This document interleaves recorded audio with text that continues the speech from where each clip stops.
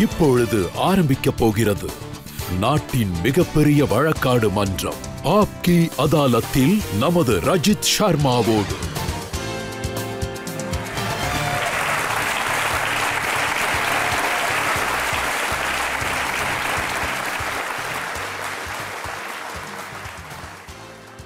ஆப்கி அதாலத்துக்கு உங்களை வரவேற்கிறேன். ஆப்கி அதாலத்துல இன்னைக்கு நம்மளோட விருந்தாளி ஒரு பிரபலமான பாடகர், பாடலாசிரியர், சிந்தனையாளர், கவிஞரும் கூட. ப்ளீஸ் வெல்கம் பத்மஸ்ரீ விருது பெற்ற கைலாஷ் கேர்.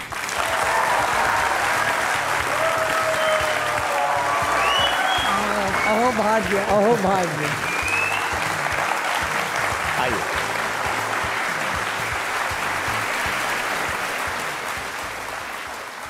ஆப்கி அதாலத்துல இன்றைய நம்மளுடைய ஜட்ஜ் அவர் எப்படிப்பட்ட ஒரு கலைஞர்னா, இந்தியா முழுவதும் சிறப்பிடம் பெற்ற பாரம்பரிய சங்கீதத்தில் அவருக்கு மிகப்பெரிய பேர் இருக்கு. Please welcome Pandit Shajan Mishra.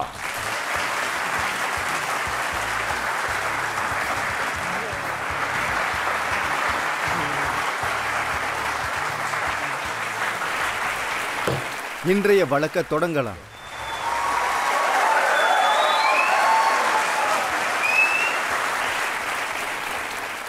ஆப்கி அதாலத்துல முதல் குற்றச்சாட்டு கைலாஷ் கேர் மீது.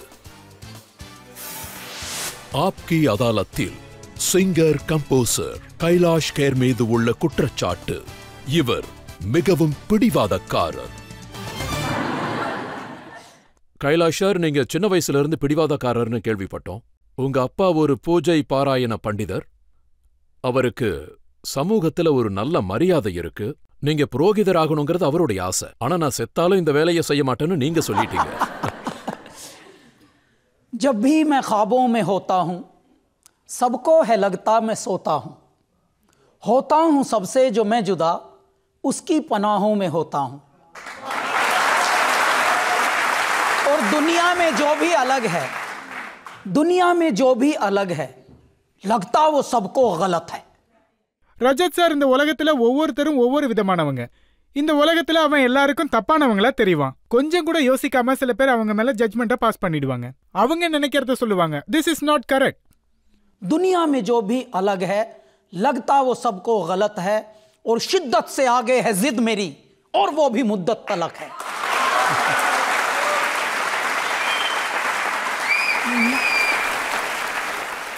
நான் ஒரு வாழ்க்கைங்கிறது எல்லாருமே வாழ்வாங்க. அதுல நான் பிடிவாதமா வாழ்றேன், ஆர்வமா வாழ்றேன். அந்த பைத்தியக்காரத்தனம் தான் ஒருவேளை என்ன கைலாஷ் கேரை மாத்தி இருக்கலாம். முழுசா 18 வருஷ கரியர் சார். 18 வருஷத்துல பசங்க தரையை தேடிக்கிட்டு இருப்பாங்க. அப்புறம் இதுல தான் எல்லாரும் பிஸியா இருப்பாங்க. சாயந்தர நேரத்துல கொஞ்சம் அப்படியே வேலையெல்லாம் பார்த்து முடிச்சோடனே ஷோலாம் முடிஞ்சதுக்கு அப்புறம் மற்ற விஷயங்கள்லாம் பிஸி ஆயிடுறாங்க. எனக்கு அது எதுவுமே தெரியாது. ஏன்னா நம்ம உள்ள அமைதியற்றவராக இருந்தா நமக்கு ஒழுங்கா தூக்கமும் வராது. அப்புறம் அந்த கடவுள் நம்மளை பார்த்து சிரிப்பாரு. அதாவது, ஒரு பிறவில நீ நல்லா தூங்கிட்ட, இன்னொரு பிறவில நீ என்னென்னவோ செஞ்சிட்ட, இந்த பிறவில நீ ஒரு ஆர்வத்தோட பிறந்திருக்க. ஒவ்வொரு நொடியும் அந்த ஆர்வம் தான் காரணமா இருக்கு. அதன் காரணமா இந்த 18 வருஷத்துல 2000 பாடல்கள் 21 மொழிகள்ல. இது எனக்கே தெரியாது ரஜித் சார், இது எவ்வளவு ஸ்பீடா எப்படி நடக்குதுன்னு. இது கடவுளால உங்களுக்கே தெரியாம ஆர்வத்துல பைத்தியக்காரத்தனமா மியூசிக் டைரக்டர் ஆகணும்னு வீட்டை விட்டு ஓடிட்டீங்க. அதேதான், சின்ன வயசுல இருந்தே என்னுடைய ஆர்வம் வேற மாதிரி இருந்தது. என்னோட ஸ்டைலே வேற மாதிரி இருக்கும். அதோட இந்த உலகம் எப்படி இருக்கோ அந்த மாதிரி இல்லாததை பத்தி சில விஷயங்கள் இருந்தது. அதுதான் இந்த உலகத்துல பல பேரால பொறுக்க முடியல. சின்ன வயசுல இருந்தே நேரடியா எதா இருந்தாலும் பேச விரும்புறவன். இந்த உலகத்துல மக்கள் பொய் சொல்றதுக்கு எப்படி வீட்லயே கத்து கொடுக்கறாங்க. நான் ரஜித் சார் இதெல்லாம் கவனிச்சுக்கிட்டே இருந்தேன். ஒரு சின்ன பையனா எனக்கு தெரிஞ்சதெல்லாம், அதாவது இந்த உலகம் சொல்றது ஒண்ணு, நடக்கிறது வேற ஒண்ணு. அது எப்படின்னா, இப்படி பாருங்களேன், நீங்க உங்க நாளை தொடங்குறீங்க, நல்ல மனசோட பூஜை பிரார்த்தனை எல்லாம் பண்றீங்க. அதுக்கு நடுவுல ஒரு ஃபோன் வருது. அப்ப அப்பா சொல்லுவாரு, போன்ல சொல்லு அப்பா டிராவல்ல இருக்காருன்னு, அவுட் ஆஃப் சிட்டில இருக்காரு, வெளியூர்ல இருக்காருன்னு சொல்லும்பாங்க. அப்ப அந்த பையன் இந்த விஷயத்த அவன் மைண்ட்ல வச்சுக்குவான். வீட்ல எல்லாரும் பொய் சொல்லக்கூடாது, உண்மையதான் பேசணும்னு சொல்லுவாங்க. ஆனா இங்க பொய் சொல்ல கத்து தராங்க. அந்த சின்ன பையன் மனசுல இப்போ ஒரு குழப்பத்தை உண்டு பண்ணிட்டீங்க. இந்த மாதிரி ஒரு குழப்பத்தை நான் நேரடியா போட்டு உடைச்சிருவேன். இதுதான் என்னோட தப்பு. ஒரு தடவை இந்த மாதிரி தான் ஒரு விஷயத்த நான் நேரடியா சொல்லிட்டேன். எனக்கு பிடிவாதம் இருந்தது, கூடவே கொஞ்சம் அடியும் விழுந்தது. அடி விழுந்ததும் நான் உடனே வீட்டை விட்டு போயிட்டேன். வீட்டை விட்டு போகும்போது என் மனசுல ஒரே ஒரு பிடிவாதம் தான் இருந்தது. இந்த உலகத்துல எல்லாரும் எப்படி இருக்காங்களோ அதே மாதிரி நானும் இருக்கக்கூடாது. அதனால நான் வெளியில போய். நீங்க வெளியில போய் என்னவா இருந்தீங்க?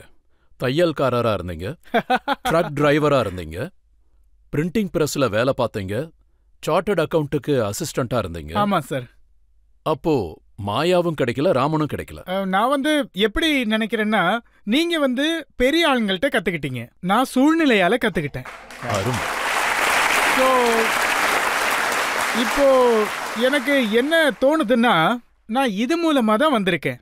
திடீர்னு என்ன படைச்சவரு ஏதோ கொஞ்சம் கழுவி விட்டுட்டாருன்னு நினைக்கிறேன். தூய்மையா எப்படின்னா, ஒரு டார்க் ரூம்ல நெகட்டிவ கழுவுனதுக்கு அப்புறம் ஒரு கிளியர் பிக்சரா வரும்.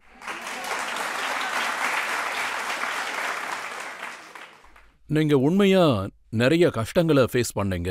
குடிசையில தங்கி இருந்திருக்கீங்க, தெருக்கள்ல துணியெல்லாம் துவைச்சிருக்கீங்க, சில நேரங்கள்ல சாப்பிட எதுவும் இருக்காது. அதுக்கப்புறம் நீங்க எக்ஸ்போர்ட்டர் ஆகணும்னு நினைச்சிருக்கீங்க. சார், நான் நினைச்சதெல்லாம் அடைஞ்சேன். எக்ஸ்போர்ட்டர் கூட ஆனேன். ஹேன்பர்க், ஜெர்மனில ஒரு சிட்டி, ஹேன்பர்க்கு வித்துக்கிட்டு இருந்தேன். அப்புறம் இங்க இருக்கிற மதர் தெரசா புடவைகள் உடன் ஹேண்ட் பிளாக் பிரிண்ட் செய்யப்பட்டதா இருக்கும். அது போல பாத்தீங்கன்னா இந்த ஹேண்டிகிராஃப்ட்ஸ், அப்புறம் ஆக்டிஃபிராக்ட்ஸ் இருக்கும், டேபிள் லேம்ப்ஸ் இருக்கும், அப்புறம் வால் ஹேங்கிங் இருக்கும். அது இதையெல்லாம் ராஜஸ்தான், ஜோத்பூர், ஜெய்ப்பூர், அப்புறம் இங்க இருக்கிற லால் கிலா, சுந்தர் நகர், இந்த ஊர்கள் எல்லாம் எனக்கு டீலர்ஸ் இருந்தாங்க. இவங்க கிட்ட இருந்து கலெக்ட் பண்ணி அங்க அனுப்பி வைப்பேன். அப்ப எல்லாம் கரெக்டா போயிட்டு இருந்தது, எல்லாம் என் பிளான் படி. அப்புறம் என்னாச்சுன்னா, ஒரு தடவை என்ன ஆச்சுன்னா, ஒரு லாட் ஷிப்மெண்ட்ல ஒரு அட்வான்ஸ் கொடுத்தாச்சு. அப்போ மனசுக்குள்ள அப்படியே ஒரு கெத்தான ஃபீலிங் வந்துருச்சு. அப்புறம் நான் என்ன ஃபீல் பண்ணேன்னா, ஒரு வெற்றி கிடைச்சிருச்சு, இது சரியா இருக்கு. அதுக்கப்புறம் நான் நொய்டால அட்வான்ஸும் கொடுத்துட்டேன். அந்த அட்டாபீர் பக்கத்துல எனக்கு அந்த இடம் நல்ல ஞாபகம் இருக்கு, நான் வாங்கின டைம்ல. ஆனா कहते हैं कि कश्तियां लाख नजदीक साहिल सही पर खुदा फिर कोई चाल चल जाएगा, तूने मखमूर नजरों से देखा तो है, क्या करोगे अगर दिल मचल जाएगा. அப்படிதான் நடந்தது. ஒருத்தர் ஏதாவது ஒரு வேலையில வெற்றி அடைஞ்சா அதை தன்னுடைய தொழிலாவே ஆரம்பிச்சிருவாங்க. ஒருத்தருக்கு சொந்த வீடு இல்லைனாலும் அவங்க ப்ராப்பர்ட்டி டீலரா இருப்பாங்க. ஒருத்தர் IAS இல்லைனாலும் IAS உருவாக்குற இன்ஸ்டிடியூட்டை ஓபன் பண்ணிடுவாங்க. இந்த மாதிரி விஷயங்களுக்கெல்லாம் டெல்லியில பல விதிவிலக்குகள் இருக்கு. டெல்லிக்கு இன்னொரு வரப்பிரசாதம் கடவுள் கொடுத்திருக்காரு. டெல்லியே நான் ஆட்டையை போட்டு சம்பாதிக்கிற இடம்னு சொல்லுவேன். இங்க ஏகப்பட்ட ஸ்ட்ராட்டஜி நடக்கும். அப்போ நான் வீட்டை விட்டு போன நிலைமையில எனக்கு எதுவும் தெரியாது. அதாவது வீட்டை விட்டு போனதுக்கு அப்புறமா என்னெல்லாம் சுச்சுவேஷன் ஃபேஸ் பண்ணணும்னு. அதுக்கப்புறம் என்ன நடந்ததுன்னு பாத்தீங்கன்னா, ஏதோ வீராப்ல வீட்டை விட்டு கிளம்புனேன். ஆனா அங்க போனதுக்கு அப்புறம் கதை வேற மாதிரி ஆயிடுச்சு. முதல்ல சர்வைவ் ஆகணும், அதுலயும் முக்கியமா உயிரோட இருக்கணும். அதனால நான் நிறைய தடவை ஆர்ட் ஜாப்ஸ் எல்லாம் பண்ணியிருக்கேன். இன்னும் சில நேரங்கள்ல வருஷ கணக்குல எனக்கு சாப்பிட்றதுக்கு கூட ஒரு இடம் இருக்காது. ஏன்னா நான் ஆர்ட் டைமிங்ஸ்ல தான் வேலை பார்த்துக்கிட்டு இருந்தேன். அதுலயும் ஒருத்தர்கிட்ட டிகிரியே இல்லைன்னா அவருக்கு எந்த ஒரு டைமிங்கும் இருக்காது, எந்த ஒரு ஷெடியூலும் இருக்காது. அவங்க கிட்ட இறக்கமே இல்லாத மாதிரி தான் வேலையே வாங்குவாங்க. இந்த மாதிரி என்னோட ட்ரைனிங் எல்லாம் ரொம்ப வித்தியாசமான முறையில தான் நடந்தது. ஆனா இது உண்மையா? எல்லா விஷயத்திலயும் நீங்க ஃபெயில் ஆயிட்டீங்க. அதுக்கப்புறம் நீங்க புரோகிதராகிறது எவ்வளவு பெட்டர், அப்பா தொழிலையே செய்யலான்னு ரிஷிகேஷி கிளம்பிட்டீங்க. ஆமா, அந்த நேரத்துல நான் எல்லாத்தையும் அனுபவிச்சுட்டேன், சூழ்நிலையே புரிஞ்சுக்கிட்டேன். அப்பதான் என் அப்பா சொன்ன வார்த்தை எனக்கு ஞாபகம் வந்தது. அப்பா, நீங்க சொன்னதெல்லாம் சரிதான்னு புரிஞ்சுக்கிட்டேன். அப்போ ஒரு மகான் அப்பாவுடைய நண்பர் ஒருத்தர் கிடைச்சாரு. சப்தர்ச்சன் என்க்ளேவ்ல ஆசிரமம் இப்பவும் இருக்கு. அப்போ அவரு என்கிட்ட சொன்னாரு, வாப்பா நீ இப்போ என் கூட வா, பரமாத் நிகேதன் ரிஷிகேஷ்ல அங்கேயே நீ கத்துக்க அப்படின்னாரு. சுவாமி பரிபூர்ணானந்த்ஜி இருந்தாரு. அவரு 6 வருஷத்துல நீ இந்த மந்திரங்கள்லாம் கத்துக்கோ, புரோகிதன் ஆயிடுவ, உன்னை நான் எங்கேயாவது அனுப்பி வைக்கிறேன்னாரு. அதாவது மொரீஷியஸ் இந்த மாதிரி 1-2 இடங்கள் சொன்னாரு, சிங்கப்பூர், மொரீஷியஸ் இந்த மாதிரி. அப்ப எனக்கு திடீர்னு தோணுச்சு, எல்லா விஷயத்திலயும் தோல்வி அடைஞ்சிட்டேன், இதுக்கப்புறமாவது இந்த மந்திரங்கள்லாம் கத்துக்கிட்டு பண்டிதனாகி ஒருவேளை வெளிநாட்டுக்கு போய் பண்டிதரா இருந்தா அங்க நம்ம அப்பா மாதிரி 150 ரூபா 200 ரூபா சம்பாதிக்க தேவையில்ல, தினமும் ஒரு நல்ல இன்கம் கிடைக்கும். சரி, ஓகே அப்படின்னு நினைச்சு நான் ஒரு கிறுக்கனா வீட்டுக்கு வந்துட்டேன். இதுதான் நடந்துச்சு சார். அதுக்கப்புறம் செய்பவன் முடிவெடுப்பவன் எல்லாமே கடவுள் தான். चले खूब तुरप की चाल लगा के रंगों का ताता, रचना के रचनाकार का खेला समझ नहीं आता. எந்த மாதிரியான விளையாட்டை உருவாக்குவார்னா, அங்கேயும் ரிஷிகேஷ்லயும் நான் சில மந்திரங்களை நான் கத்துக்கிட்டேன். அந்த டைம்ல என் கூட இருந்தவங்க, அவங்கள என் கிளாஸ்மேட்ஸ்ன்னு கூட சொல்லலாம், அவங்க என்னை விட ஒரு 7, 8, 9 வயசு சின்னவங்க. அப்ப நான் 21 வயசு வாலிபன் ஆயிட்டேன். 12, 13 எல்லாம் கடந்தாச்சு, எல்லா பக்கமும் இடி வாங்கி வந்தாச்சு. இப்போ 21 வயசுல பண்டிதர் ஆகணும்னு போயிருக்கேன். ஆனா என்னோட கிளாஸ்மேட்ஸுக்கெல்லாம் 13, 14 வயசு இருக்கும். அப்ப என்னோட மனசுக்குள்ள ஒரு காம்ப்ளெக்ஸ் வந்துடுச்சு. என்னடா நாம இதை பண்றோமே, என்னது இது, நம்ம போற இடத்துல எல்லாம் தோல்வி அடைகிறோமே, இப்ப இந்த இடத்துலயும் என்ன சோதிக்கிறதுக்காக இவங்களெல்லாம் அனுப்பி வச்சிருக்கியா? இந்த மாதிரி யோசிக்கிறப்பதான் எல்லா பிரச்சனைகளும் ஒன்னு சேர்ந்து வர்ற மாதிரி இருக்கும். அப்பதான் என்னையே நான் முடிச்சுக்கிட்டா என்ன அப்படின்னு தோண வச்சது சார். நீங்க சரியாவே சொல்லல, கங்கையில குதிச்சிட்டீங்க தற்கொலை பண்ணிக்கிறதுக்காக. ஆமா, நான் தண்ணிக்குள்ள அப்படியே குதிச்சிட்டேன். அதுக்கப்புறம் இயற்கையோட ஒரு அதிசயத்தால உயிரோட இப்ப உங்க முன்னாடி இருக்கேன். அதுவும் நான் இப்ப எப்படி இருக்கேன்னு நீங்களே பாக்குறீங்க, பெரியவங்களோட ஆசீர்வாதத்தாலையும். இதுதான் நடந்துச்சு சார். அப்புறம் இன்னொரு விஷயம் என் மனசுல ஓடிக்கிட்டே இருந்தது. அது என்னன்னா, கடவுளே, நான் இந்த நேரத்துல இந்த மாதிரியான ஒரு இடத்துல நான் பிறந்து வந்திருக்கேன். ஆனா இங்க உணர்வே இல்லாத மனிதர்கள் இருக்காங்க. அதுக்கப்புறமும் இங்க நம்ம நிறைவடைஞ்ச மாதிரி இருக்கணும், மாறின மாதிரி இருக்கக்கூடாது. இங்க எல்லாரோட நாமளும் அதே போல இருக்கணும். அதாவது நீங்க எல்லாரும் யாரையாவது நீங்க பாத்தீங்கன்னா, எல்லாரும் கேக்குற பொதுவான கேள்வி ஒரு மிஷின் மாதிரி, ஹவ் ஆர் யூ, எப்படி இருக்கீங்க, சாப்பிட்டீங்களா, எந்த சம்பந்தமும் இருக்காது. இப்ப பாவம் நம்ம முன்னாடி இருக்கிறவன் நமக்கு நல்லா தெரிஞ்சவனா இருப்பான், இருந்தாலும் அவன் அந்த மிஷின் மாதிரியே மாறி ஆகணும். நான் ரொம்ப நல்லா இருக்கேன். சொல்லப்போனா அவன் ஏகப்பட்ட பிரச்சனையில வாழ்ந்துட்டு இருப்பான். நிறைய தடவை இந்த மாதிரிலாம் நடந்துகிட்டு தான் இருக்கு. அவன் எப்படி ஒன்ன மாத்துறானோ அதே மாதிரி தான் நீ மாறி ஆகணும். இப்படிதான் ஒருத்தர் உருவாக்குவாங்க, அதே மாதிரி தான் நீ மாறணும். அப்படி எதுவுமே இல்ல. கால்வாய் செய்யப்படுகிறது, நதி உருவாகிறது. நம்ம எல்லாரும் ஒரு நதி மாதிரி, நம்ம எல்லாரும் ஒரு கடல் மாதிரி, நம்ம எல்லாரும் மலை மாதிரி, நம்ம எல்லாரும் இயற்கையானவங்க. ஆனா நம்மளோட பழக்க வழக்கங்கள் 90% போலியானவங்களா மாதிரி நடிச்சுக்கிட்டே இருக்கும். இதுதான் உண்மை. இந்த மாதிரி ஆவல்களோட, இந்த மாதிரி என்ன பண்ணணும்னு தெரியாம நிக்கிற மனநிலையோட என் மனசுல ஒரு நாள் இந்த மாதிரி தோணுச்சு, நான் ஏன் என் வாழ்க்கையை அழிச்சிக்க கூடாதுன்னு தோணுச்சு. கடவுளே, நான் ஒருவேளை தப்பான இடத்துலயோ இல்ல தப்பான நாட்டிலயோ பிறந்திருக்கலாம். சோ குதிச்சிட்டேன். அப்போ பின்னாடி இருந்து யாரோ ஒரு சீனியர் குதிச்சு என் தலையை பிடிச்சு இழுத்து என்ன காப்பாத்திட்டாரு. நான் கொஞ்சம் பாதி மயக்கத்துல இருந்தேன். அவரு கேட்டாரு, உனக்கு நீச்சல் தெரியலன்னா நீ எதுக்காக குதிச்ச, சாக போனியான்னாரு. நான் அதுக்கு ஆமா சாக தான் போனேன்னு சொன்னேன். ஓங்கி பலார்னு ஒன்று விட்டாரு பலமா. அப்போ நான் ஒரு நாள் முழுக்க 24 மணி நேரம் ரஜத் சார் ரூமை விட்டு வெளியிலேயே வரல. ஏன் வரலன்னா, கடவுளே, நான் இங்கே கூட தோல்வி அடைஞ்சிட்டேன். கடவுளே, நான் எங்க கை வச்சாலும் என்ன பண்ணாலும் நான் தோல்வி அடைகிறேன். நான் தோல்வியாளங்கிறதுல பெருமையா இருக்கு. நான் தோல்விகளாலேயே உருவானவன். ஏன் கடவுளே, நான் எதுக்காக வாழ்றேன்னு எனக்கு புரியல. நான் எதுக்கு உயிரோட வாழ்றேன், எதுக்கு எனக்கு உயிர் கொடுத்தீங்க? அந்த நேரத்துல இந்த மாதிரி கேள்விகள்லாம் எனக்கு ஓடிட்டு இருந்தது. ஆனா இன்னைக்கு அந்த கேள்விகளுக்கு கடவுள் எனக்கு எந்த மாதிரி பதில் கொடுத்திருக்காருன்னா, என்ன கேட்டா மூல கருத்துங்கிறது ரொம்ப சின்னதுதான், ஆனா விளக்கத்தை அந்த அளவுக்கு கொடுத்துட்டாரு. இப்ப எனக்கு அந்த மூலமே ஞாபகம் வரல. உங்களை ரொம்ப பிடிச்சவர் என்கிட்ட ஒன்னு சொன்னாரு. அது அவர் கங்கை நீர்ல குதிக்கும் போது அங்க தண்ணி ரொம்ப கம்மியா இருந்திருக்கு, அதனால அவர் மும்பைக்கு போய் கடல்ல குதிக்க போறேன்னு சொல்லியிருக்காரு.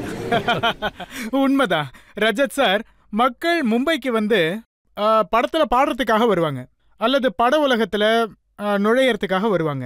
என்ன அந்த கடவுள் அனுப்பி வச்சப்போ நான் வந்து என்னோட இந்த பில்லல் மாதிரியான பாடல்கள், அதோட வார்த்தைகள் கூட கொஞ்சம் வித்தியாசமா தான் இருக்கும். அதே மாதிரி விஷயங்களும் ரொம்ப வித்தியாசமா இருக்கும். ரொமான்ஸ் மாதிரியான பாடல்களுக்கும் ரொம்ப வித்தியாசமான ஒரு நேச்சர் இருக்கும். நான் அந்த மாதிரி பாடல்களோட ஆல்பம் பண்ணலான்னு போனேன். ஆனா ஆரம்பத்துல நான் அந்த மாதிரி ஒரு பிடிவாதத்தோட போனேன். நான் எப்பவும் ஒரு கடற்கரை பக்கத்துல உக்காந்துட்டு இருப்பேன், ஜூஹூல. நான் அங்க போய் சொல்றது ஒன்னே ஒண்ணுதான், கடல் கடவுளே, எங்க அம்மா என்னை எப்பவும் மடியில படுக்க வைக்கல, நீங்க தயாரா இருங்க. இதுக்கப்புறம் நான் என்னுடைய கடைசி மூச்சை உங்க பாதங்கள்ல தான் விடுவேன், நீங்களே பாத்துக்கோங்க. ஒவ்வொரு தர போறப்பையும் நான் இதைத்தான் சொல்லுவேன். அதோட காத்து பலமா வீசுது, அதோட அந்த காத்தோட ஸ்பரிசம் இருக்கே, அத நான் உணர்ந்து மனசுக்குள்ளறையே சிரிப்பேன். சரி, உங்களுக்கும் இந்த உணர்வு பிடிச்சிருக்கா? உங்களுக்கும் சந்தோஷமா இருக்கா? கையில எதுவுமே இல்லைனாலும் இருக்கிற மாதிரி உணர்றது. காத்தையும் நான் இந்த மாதிரி உற்சாகப்படுத்தி அதை பைத்தியமாக்குறது. நான் ஏதோ பைத்தியக்கார மாதிரி எனக்கு தோணும். எனக்குள்ளரே நான் பேசிக்கிட்டு இருக்கேன். இந்த மாதிரியான ஒரு வெறி, ஒரு தனித்தன்மை, இது இந்த உலகத்துல சில தனித்தன்மையானவங்க கிட்ட இருக்கும். உணர்வுள்ள சிலர்கிட்ட மட்டும்தான் இருக்கும். சிலர் வெறித்தனமான ஆசைகளோட வாழ்வாங்க. இது அந்த மாதிரி தான், அந்த மாதிரியான விஷயம்தான் இயற்கைக்கு ஏற்றதாக இருந்திருக்கும்.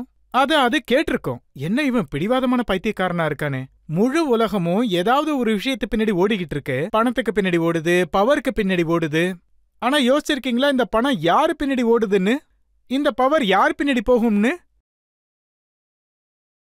ரஜத் சார், உங்க முன்னாடி இந்த அடியன் உட்கார்ந்திருக்கேன்.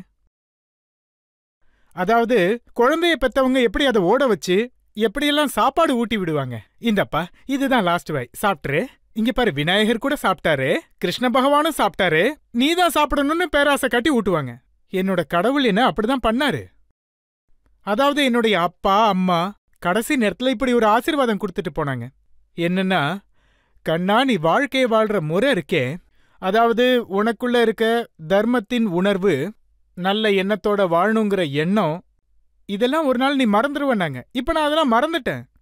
சத்தியமா சொல்றேன், நீங்க சொன்ன மாதிரிதான். இங்க கொடுத்துட்டாருன்னு சொன்னீங்கல்ல, இப்ப இங்க எனக்கு கொடுக்கறதுக்கு கூட டைம் இல்ல. கடவுள் எப்படியெல்லாம் பண்ணுவார்னா, அதாவது சில நேரங்கள்ல எனக்கு ஆச்சரியமா இருக்கும். அதாவது சரி, அந்த கடவுள் எனக்கு எப்பேற்பட்ட வீடு கொடுத்தாருன்னா, இது வரைக்கும் சார் நான் அதுக்கு லாக் போட்டதே இல்ல. லாக் தேவையே இல்ல. இயற்கையின் அதிசயம். அந்த கடவுளோட அற்புதங்கள் சில நேரங்கள்ல இந்த மாதிரி கூட இருக்கும். பூஜை அறையை என்னைக்கும் பூட்டினதே இல்ல. அந்த மாதிரி ஒரு வீடு வாங்கி கொடுத்தாரு. அங்க லாக் பண்ற கான்செப்டே இல்லங்கிறதா உண்மை. எல்லாம் அந்த கடவுளோட கருமை. ஆனா கடவுள் எங்கிருந்தாவது ஆரம்பிச்சு வச்சிருப்பாருல்ல. முதல்ல ஒரு 2 நாள் 10,000 ரூபாயில இருந்து. சார் எனக்கு ஒரு ஜிங்கிள் ஃபர்ஸ்ட் அனுப்புனாரு. அந்த ஜிங்கிளை பாட வச்சாரு. பாட போய் ஜிங்கிள் பாட ஆரம்பிச்சிட்டீங்க. நான் ஆக்சுவலி கைலாஷா பாட போயிருந்தேன். என்கிட்ட எல்லாரும் கேட்பாங்க, நீங்க என்ன பாட போறீங்க? கர்நாடிக் பாடுவீங்களா? நான் இல்லன்னு சொல்லுவேன். சினிமா பாட்டு பாட போறீங்களா? இல்ல. கசல் பாட போறீங்களா? இல்ல.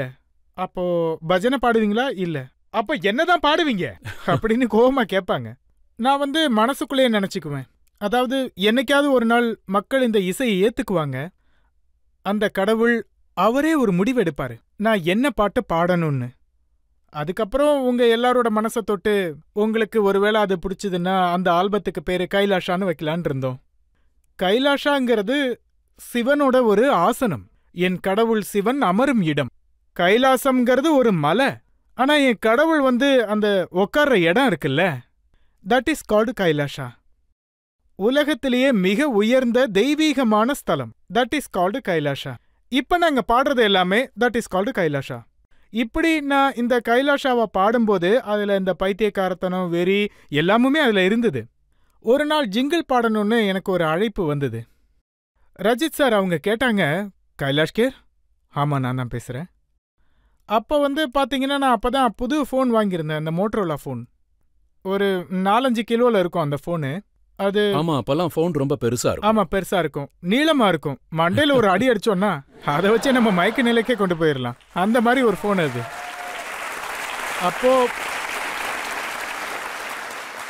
அப்போல்லாம் பாத்தீங்கன்னா இந்த மிஸ்டு கால் கொடுக்கற மாதிரி இருக்கும். ஃபோனு பெருசா தான் இருக்கும், ஆனா அதுல இருந்து மிஸ்டு கால் தான் கொடுப்போம். அதுலயும் ரொம்ப தெளிவா, புத்திசாலித்தனமா. என்ன டெல்லிக்காரங்களாச்சே, இந்த புத்திசாலித்தனம்லாம் நிறைய கத்து வச்சிருந்தேன். அதாவது ஒரே ஒரு மிஸ்டு கால் கொடுக்கணும், அதுக்குள்ள அவங்க அதை எடுத்துடக்கூடாது. எடுத்துட்டாங்கன்னா அதுல 21 ரூபா போயிடும். ஸோ இப்படிலாம் போயிட்டு இருந்தது. அப்பதான் அதுல ஒரு கால் வந்தது. அப்ப நான் பயந்துகிட்டே போன் எடுத்தேன். 21 ரூபா பிடிச்சிட போறாங்க, காசு வேற போயிடும். அப்போ நிறைய வேஸ்ட் கால்லாம் வரும். ஏன்னா டெல்லியில அந்த மாதிரி நிறைய போன் கால் வரும். என்னாச்சு? என்ன விஷயம்? எங்கேயாவது பிரேக் அடிச்சுதா? இந்த மாதிரி 2-3 கால்ஸ் எப்பயாவது வந்துகிட்டே தான் இருக்கும். அப்பதான் கரெக்டா அந்த கால் வந்தது. ஜிங்கிள்ஸ்க்காக உங்களுக்கு நாங்க கால் பண்ணியிருக்கோம். அது மகாலட்சுமில. அது ஒரு ஃபேமஸ் ஸ்டுடியோ. அங்க ஜிங்கிள் பண்ணணும்னு சொன்னாங்க. அதுக்கு நான் சரி நான் ஜிங்கிள் பாடுறேன்னு சொன்னேன். சரி, எனக்கு உங்க அட்ரஸ் சொல்லுங்க, நான் எங்க வரணும், என்ன பண்ணணும்னு கேட்டேன். அதுக்கப்புறம் அவசரத்துல நான் ஒரு டெல்லிக்காரங்கிறத அவசரத்துல அப்படியே காட்டிட்டேன். ஆனா சார், அதுக்கப்புறம் தான் நான் யோசிச்சேன், இந்த ஜிங்கிள்ங்கிறது என்ன? அப்புறம் தான் நான் அவங்கள்ட்ட கேட்டேன், சரி இந்த ஜிங்கிள்ன்றது என்ன மாதிரியான மியூசிக்கு? அதுதாங்க இந்த அட்வர்டைஸ்மெண்ட் கமர்ஷியல்லாம் வரும்ல டிவில ரேடியோல, அதுல வர்ற பாடல்கள் தான் அப்படின்னாங்க. அப்படின்னா அது பெரிய பாட்டா இல்ல நான் ஏதாவது ப்ரிப்பேர் பண்ணிட்டு வரணுமான்னு கேட்டேன். இல்ல அது ஜஸ்ட் 40 செகண்ட்ஸ் அப்படின்னாங்க. என்னது 40 செகண்ட்ஸா? முதல் முறையா எனக்கு இது ஒட்டகத்து வாயில சின்ன ஜீரகம் போடுற மாதிரி இருக்கேன்னு யோசிச்சேன். இருந்தாலும் போனேன். முதல் ஜிங்கிள் நட்சத்திரா டைமண்டோடது. ஸோ என்னை கூப்பிட்டாங்க, நானும் போனேன். சடனா எதுவும் கற்றுக் கொடுக்காம, மும்பையில் இருக்கவங்களுக்கு ஒரு தனித்தன்மை இருக்கு ரஜித் சார். அவங்க ரொம்ப சீரியஸாக இருப்பாங்க. அதுவும் எது வரைக்கும்னு கேட்டிங்கன்னா, நம்மளோட அறிமுகம் எதுவும் கிரியேட்டா தெரியற வரைக்கும் தான். அப்போ எல்லாரும் இப்படி உட்காந்துக்கிட்டு இருந்தாங்க. அப்போ அவங்க சொல்றாங்க, he is the singer. Okay, ya, go inside. என்ன டப்பிங் ரூமுக்கு அனுப்பிட்டாங்க. அப்புறம் ஒரு ஃபிலிம் ஓடிக்கிட்டு இருக்கு. அப்போ திடீர்னு சொல்றாங்க, யா, சிங். அப்போ எனக்கு திடீர்னு, எனக்கு இந்த மாதிரிலாம் பதட்டம், டென்ஷன் இந்த மாதிரிலாம் எனக்கு இருந்ததே கிடையாது. எனக்கு இந்த நர்வஸ்லாம் என்னன்னு தெரியாது. அந்த அளவு அடிபட்டிருக்கேன் நான். ஆனா இது கொஞ்சம் வித்தியாசமான உணர்வா இருந்தது. இது நர்வஸை விட ஒரு படி மேல இருந்தது. இப்ப என்ன நடக்க போகுது? அவங்க எதுவுமே கத்து கொடுக்கல, எதுவும் சொல்லல, பேக்ரவுண்ட் எதுவும் கொடுக்கல. அப்ப நான் திடீர்னு கடவுள் பேரை நினைச்சுக்கிட்டு நான் நேரா ஆரம்பிச்சிட்டேன். தனதும் தனும் தனன தனதரனா தனதும் தனும் தனன தனதரனா தனதும் தனனும் தனனும் தனதரனதும் தனனும்.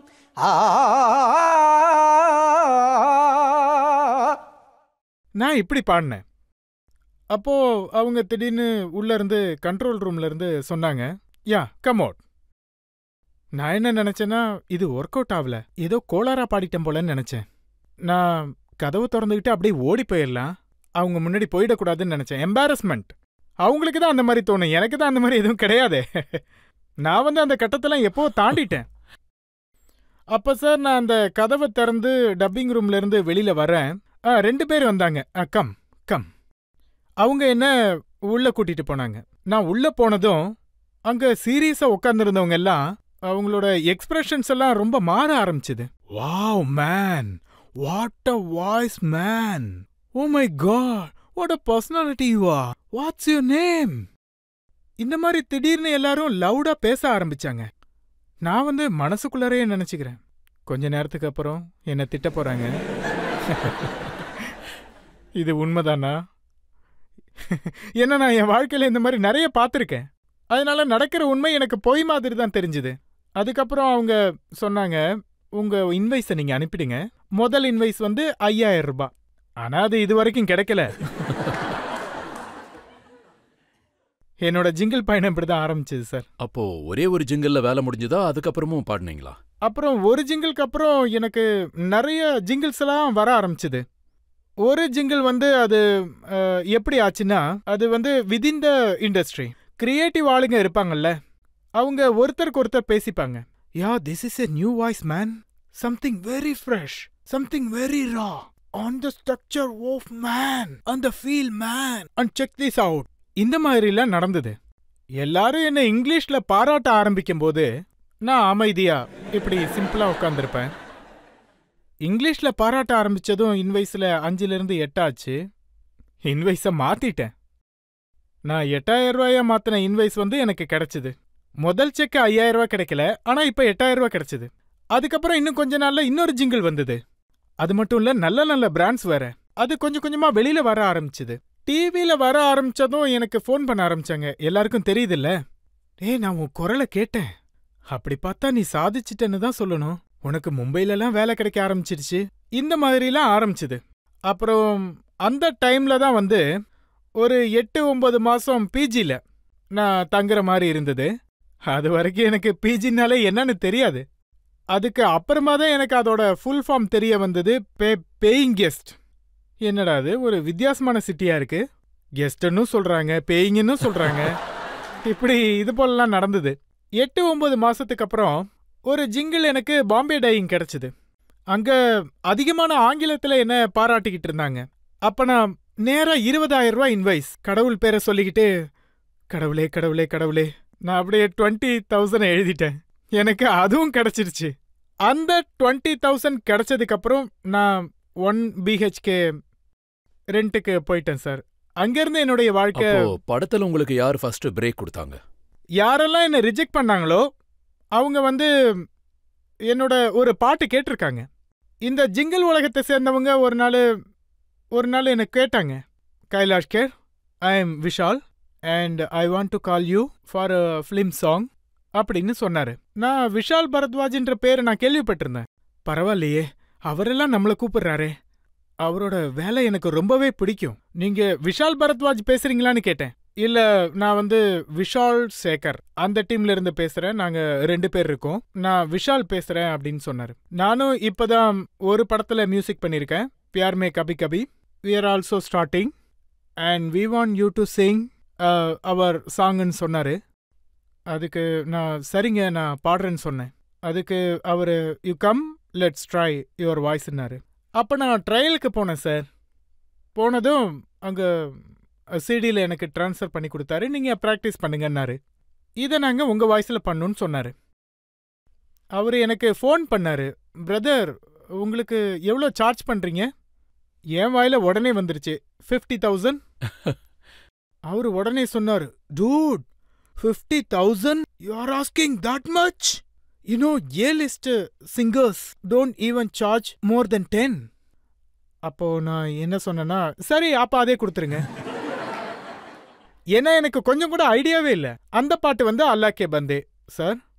அந்த அல்லாஹ் கே பந்தே ரெக்கார்ட் செய்யப்பட்டதும் அது எல்லா இடத்துலையும் பேச ஆரம்பிச்சாங்க. அது ரிலீஸ் கூட ஆகல. அதாவது 2 ரெக்கார்டிங் கம்பெனில என்னுடைய வாய்ஸை ரிஜெக்ட் பண்ணியிருந்தாங்க ஒரு 2 வருஷத்துக்கு முன்னாடி.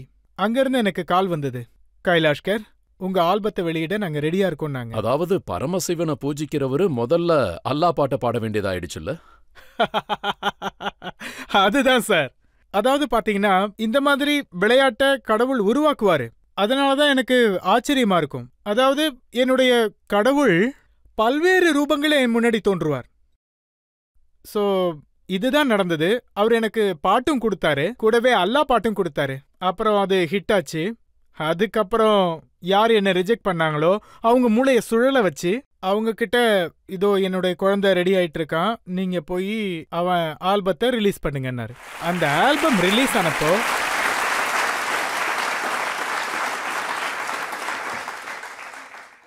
ஆல்பம்ல முதல் பாட்டு தேரி திவானி இருந்தது. ஆனா அல்லாஹ் கே பந்தேயும் அதோட சேர்த்து அவங்க அதுல ஒரு வெர்ஷனை போட்டாங்க. அதை நாங்க அன்பிளக்டுன்னு சொல்லுவோம்.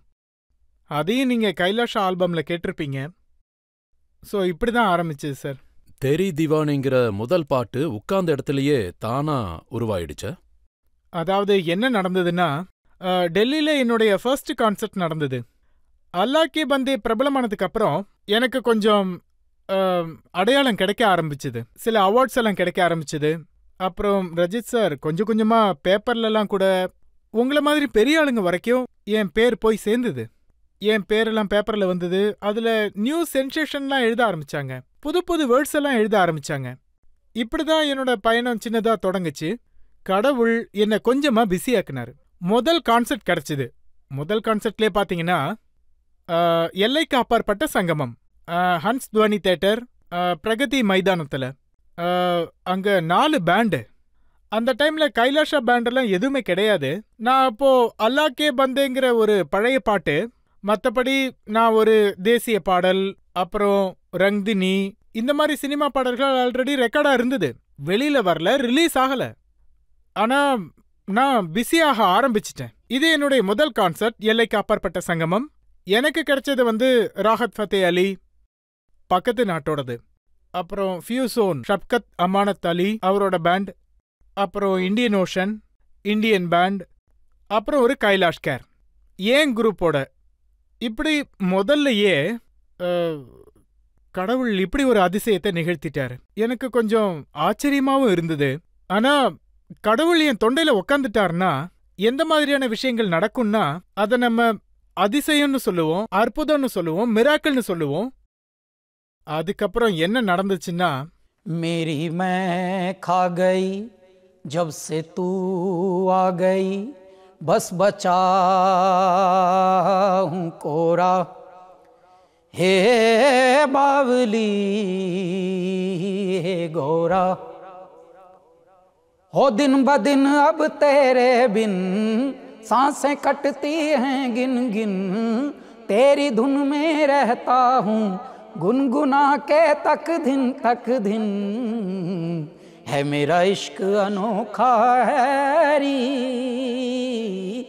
बस जताना नहीं आता, हाँ बताना नहीं आता, है मेरा इश्क अनोखा है री. என் கடவுள் என் மேல இப்படியெல்லாம் அன்பை பொழிவாரு. அது எப்படின்னே தெரியாது. என்ன பண்றாரு, எங்க உட்காந்து பண்றாரு, எப்படி பண்றாரு, அப்படிதான் நடந்தது. இந்த முதல் கான்சர்ட் உங்க கைலாஷ்கர் உக்காந்து பாடிக்கிட்டு இருக்கேன். ஏற்கனவே சைஸ்ல உக்காந்த மாதிரி தான் இருக்கும். இன்னும் உக்காந்து இருக்கேன் கையில ஹார்மோனியம் வச்சுக்கிட்டு. அப்புறம் என் கூட வந்த நண்பர்கள்லாம், என் நண்பர்கள் நரேஷ் பரேஷ்லாம் அவங்க நிக்கிறாங்க. அதோட மத்த கூட இருந்த மியூசிஷியன்ஸ் எல்லாமே நின்னுகிட்டு தான் இருந்தாங்க. நான் எப்பெல்லாம் அவங்களோட ஐ கான்டாக்டுக்கு போவேனோ நான் உக்காந்துக்கிட்டு இப்படிதான் அவங்கள பார்ப்பேன். திடீர்னு அந்த கடவுளோட விளையாட்டு எப்படி மாறுச்சுன்னா, பைத்தியக்காரர்களுக்குள்ள கடவுள் இருப்பாரு. கண்ணில்லாத ஈய ராமர் ஓட்டுவாராம். குட்டி பசு தூய்மையான பாலை குடிக்குமா. இதெல்லாம் நம்ம பெரியவங்க நமக்கு சொல்லி கொடுத்த விஷயங்கள், பெரியவங்க சொல்ற பழமொழிகள்.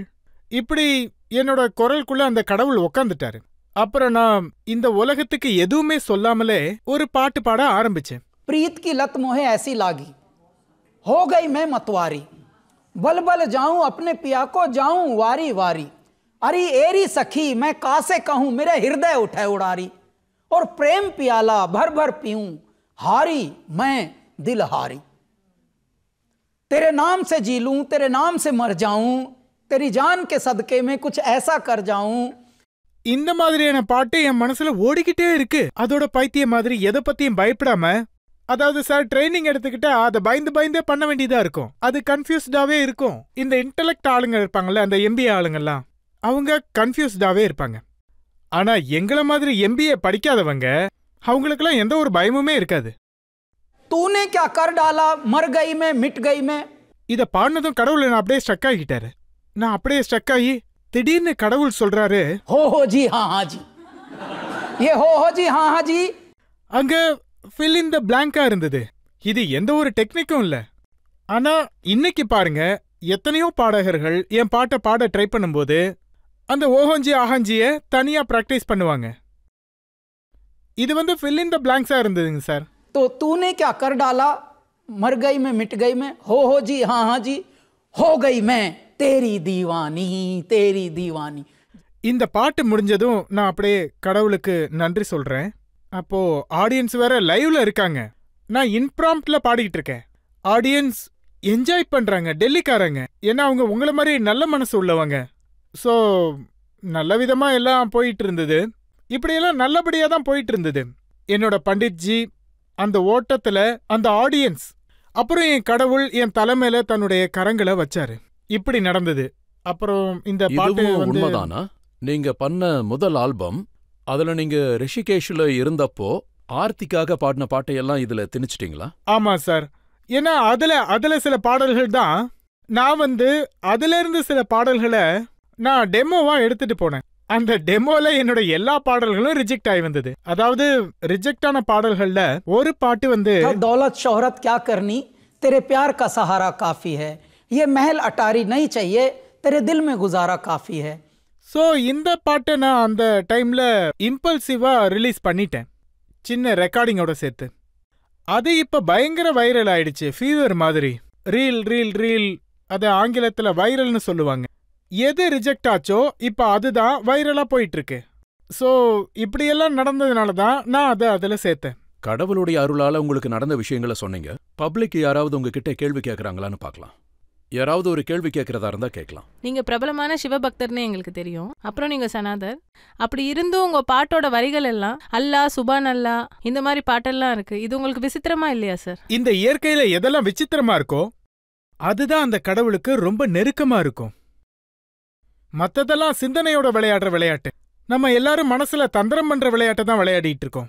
யாருக்காவது உடம்பு சரியில்லாம போச்சுன்னா அப்ப நீங்க அல்லாவையோ கடவுளையோவா தேடுவீங்க? டாக்டர் எங்க இருக்காருன்னு முதல்ல டாக்டர் தானே தேடுவீங்க. அந்த டாக்டர் முகமது இஸ்மாயிலா இருக்கலாம், அல்லது டாக்டர் சமீர் சௌராசியாவா இருக்கலாம். அது நமக்கு தெரியாது. முதல்ல நமக்கு டாக்டர் வேணும். அப்ப அல்லாவாகட்டும் ஈஸ்வரனா இருந்தாலும் ஒரே உருவம் தான். கடவுள் ஒரே உருவத்துல தான் தெரிவாரு.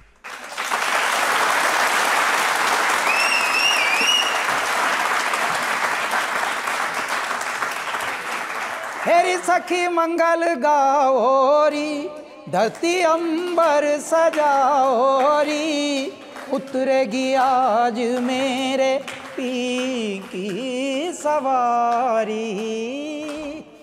आरी कोई काजल लावोरी, मोहे काला टीका लगावोरी, उनकी छब से दिखूं मैं तो प्यारी। लक्ष्मी जीवारो नजर उतारो, आज मेरे पिया घर आवेंगे, आज मेरे पिया घर आवेंगे।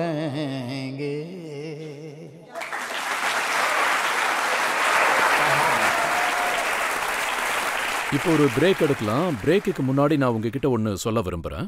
उन्हीं के गीत इस जमाने में गाए जाएंगे जो चोट खाएंगे और मुस्कुराते जाएंगे। இப்போ ஒரு பிரேக் எடுத்துக்கலாம். பிரேக் அப்புறம் ஆப்கி அதாலத்துல கைலாஷ் கேர் மீது அடுத்த குற்றச்சாட்டு என்னங்கறத பார்க்கலாம். अरे देने वाला राम, दिलाने वाला राम, अरे राम ही पार लगावेंगे। आज मैं तो राम ही राम भजूरी मेरे राम।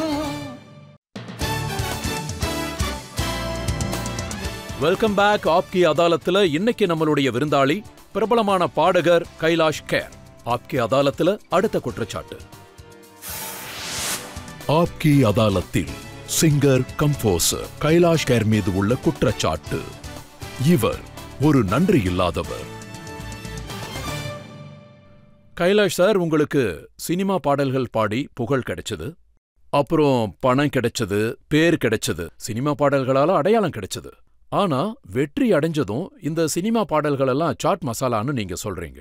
அது ஒரு கிச்சடி மாதிரி தேவையில்லாததுன்னு சொல்றீங்க. அதாவது சார், நான் போனது ஆல்பம் பண்றதுக்காக. அது மாதிரி ஆல்பம்ஸ்லயும் நாகரிகமான சங்கீதத்தை கொண்டு வரணும்னு நினைச்சேன். ஏன்னா சினிமா பாடல்களை பாத்தீங்கன்னா அது ஏகப்பட்ட விஷயங்களுடைய ஒரு மிக்சரா இருக்கும். அதோட அது போன்ற விஷயத்துக்கு நான் ரொம்ப கடவுளுக்கு கடமைப்பட்டிருக்கேன்னு நினைக்கிறேன். எனக்கு படங்கள்ல வாய்ப்பு கொடுத்தாரு. மேலும் நிறைய வாய்ப்புகள் வருது, நிறைய பாடுறேன். நான் என்ன பாட்டு பாடினாலும் அது ஹிட் ஆயிடுது. அது எந்த அளவுக்கு ஹிட் ஆகும்னா, ஒரு பாடல் ஒரு 100 பாடல்களுக்கு சம மாதிரி இருக்கும். இயற்கையாவே அமைஞ்சிடுது. இந்த சினிமா பாடல்கள் எல்லாம் பாத்தீங்கன்னா எனக்கு அருமையான பாடல்களா வருது. அந்த மீனிங் எல்லாம் பாத்தீங்கன்னா ரொம்ப மோட்டிவேஷனலா இருக்கும். அதுக்கப்புறம் எனக்கு சிவன் பாடல்கள்லாம் கிடைக்க ஆரம்பிச்சுது. இப்போ நான் சவுத்துல பாடுற பாடல்கள் எல்லாம் ஒருவேளை நான் பாடினேன்னு வச்சுக்கோங்களேன், ஒரு 100 பாட்டு தெலுங்குல, கன்னடால, தமிழ்ல, அதுல பாத்தீங்கன்னா கிட்டத்தட்ட ஒரு 60 பாட்டாச்சும் முழுக்க முழுக்க சிவபெருமானை பத்தி தான் இருக்கும். இது இயற்கையாவே அமைஞ்ச விஷயம்.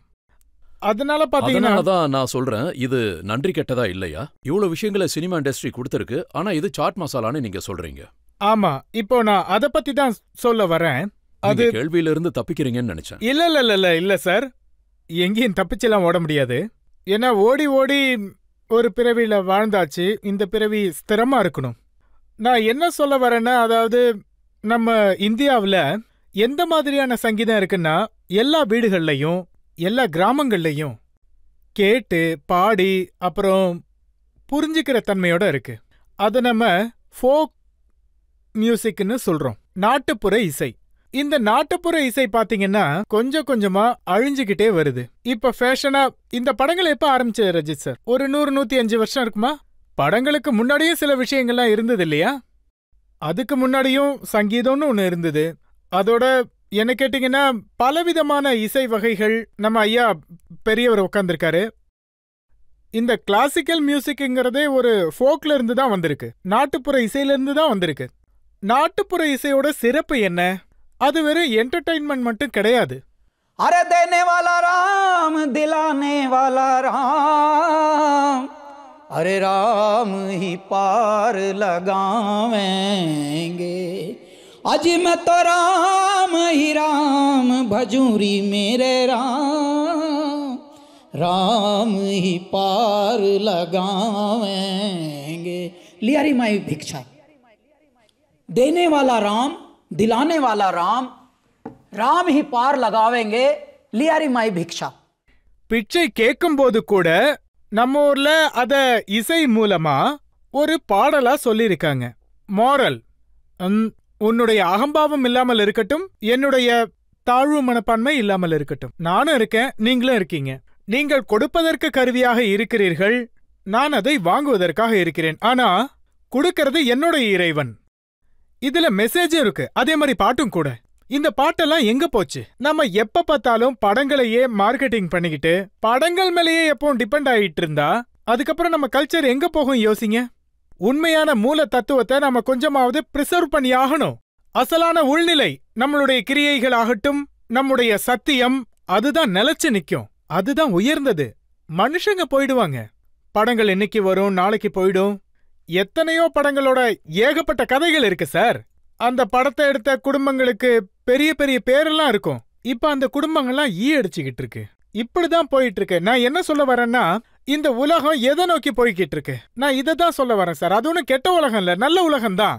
அவங்களும் கடுமையா உழைக்கிறாங்க, சமூகத்துக்கு அதோட பிரதிபலிப்பை காட்டுறாங்க. ஆனா மீனிங்ஃபுல்லான விஷயங்கள் இருக்குல்ல. ஏன்னா சின்ன வயசுல இருந்து நான் எந்த படங்களையும் பார்த்து வளர்ந்ததில்ல. மீனிங்ஃபுல்லான படங்கள்லாம் ரஜித் சார் ரொம்ப குறைவா தான் எடுக்கிறாங்க. டைம் பாஸ், தேவையில்லாத விஷயங்கள் தான் நிறைய இருக்கும். இதெல்லாம் பார்க்கும்போது என்ன தோணுன்னா, இல்ல ஃபோக் மியூசிக்கை நம்ம கொண்டு வரணும். ஃபோக் மியூசிக் எப்படி வரும்? நான் பிலிம் மியூசிக்ல இருந்து தான் வரும். இப்ப இருக்கிற பாடல்கள் முள்ளு குத்துது, தோட்டம் மலர்கிறது, இப்படியெல்லாம் ரீமிக்ஸ் போயிட்டு இருக்கு. இந்த மாதிரி நிறைய பல சொற்கள்கள் கொண்ட பாடல்லாம் உருவாக்கிட்டு இருக்கு. அது ரொம்ப ஷாலோவா இருக்கு. அப்பதான் ஒரு பாட்டு வந்தது, तुझे जीत जीत हारूं, ये प्राण प्राण वारूं, ऐसे मैं निहारूं, तेरी आरती उतारूं, तेरे नाम से जुड़े हैं सारे नाते. நீங்க வார்த்தைகளை பத்தி சொல்றீங்க, பெருசா வித்தியாசம் இல்லையே. மீகா பாடுறாரு, அதாவது मुझे सोने ना दे सारी रात, நீங்க என்ன பாடுறீங்க? जागू में सारी सारी रात.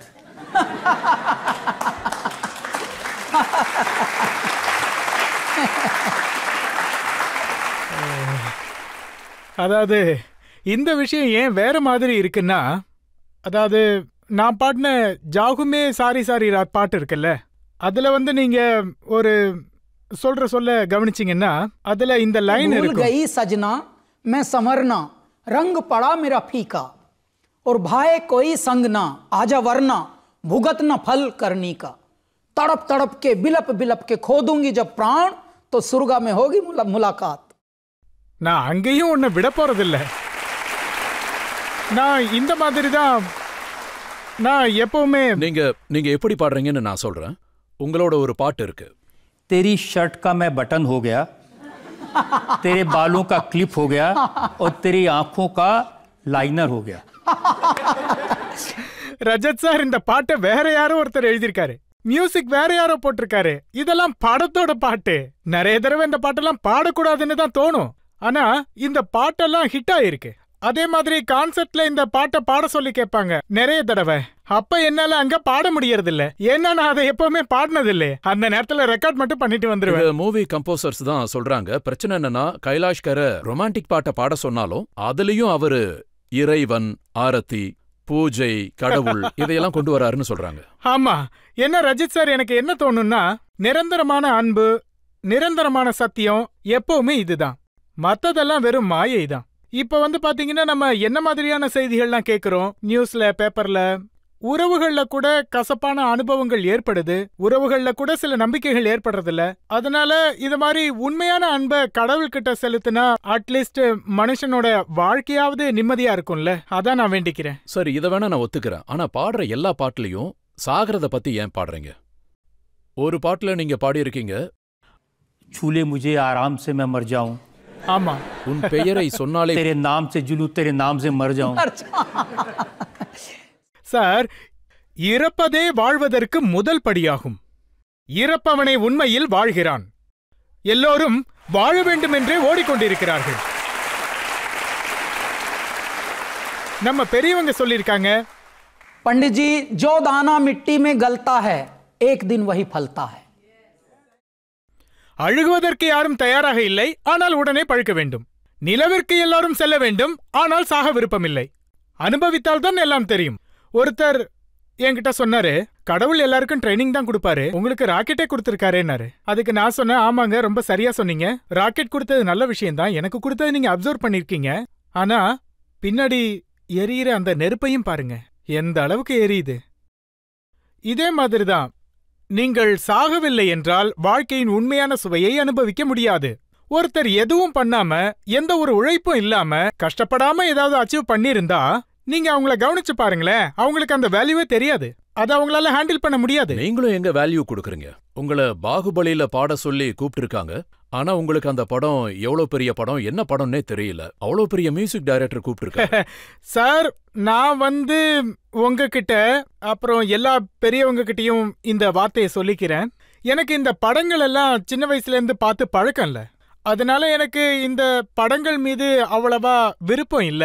நான் வந்து பாட போகும்போது நான் யோசிக்கிறது எல்லாம், அந்த பாட்டு நல்லா இருக்கணும், அப்புறம் அந்த பேமெண்ட்டும் நல்லா இருக்கணும். இதுதான், நான் பாடிட்டு வந்துருவேன். அதுல பாவம் சில பேரோட படங்கள் வர்றதே இல்ல, ஒரு சிலதெல்லாம் ஓடவே ஓடாது. அதனால நான் கடவுள்கிட்ட வேண்டிக்குவேன், இவங்களுக்கெல்லாம் நல்லதே நடக்கணும்னு. பாவம் அவங்க ரொம்ப எக்ஸைட் ஆகி போட்டோ அது இதுலாம் எடுத்திருக்காங்கல்ல, பேசிக்கிட்டு இருக்காங்க. சோ அவங்களும் நல்லபடியா வெற்றி அடையணும். பாகுபலியில நான் பாட போகும்போது எனக்கு என்ன தோணுச்சுன்னா, இது ஏதோ சவுத் இண்டியன் படம், கூடவே தெய்வத்தோட ஸ்தோத்திரமெல்லாம் பாட வைக்கிறாங்க. ரொம்ப ஆச்சரியமா இருக்கேன்னு நினைச்சேன். அதாவது சவுத்துல தான் நல்ல காரியங்களுக்கு ஒரு தொடக்கமா இருக்கும். சின்ன வயசுல இருந்து நான் பாடிக்கிட்டு வந்திருக்கேன், இதை இவங்க பாட வைக்கிறாங்கன்னு நினைச்சேன். அதனால ஒரு சவுத் படம்னு தான் நான் நினைச்சேன். இதெல்லாம் எப்படியும் ஹிந்தில எல்லாம் வரப்போறது இல்ல, ஒரு நல்ல காரியம் நடந்தும் அது ஏதோ ஒரு மூலையில தான் இருக்க போகுது அப்படின்னு நினைச்சு போயிட்டேன். அடுத்த நாள் எனக்கு வந்து அமெரிக்கா டூர் இருந்தது. அங்க தெலுங்கு ரேடியோ இன்ட்ரோல சொன்னாங்க, இப்ப நீங்க பாகுபலி படத்தோட பாட்டை பாடிட்டு வந்திருக்கீங்க, இது 5 லாங்குவேஜ்ல வரப்போகுது, ஹிந்திலையும் வரப்போகுதுன்னு சொன்னாங்க. அப்பதான் எனக்கு இந்த விஷயமே புரிஞ்சுது. One of the biggest project it is.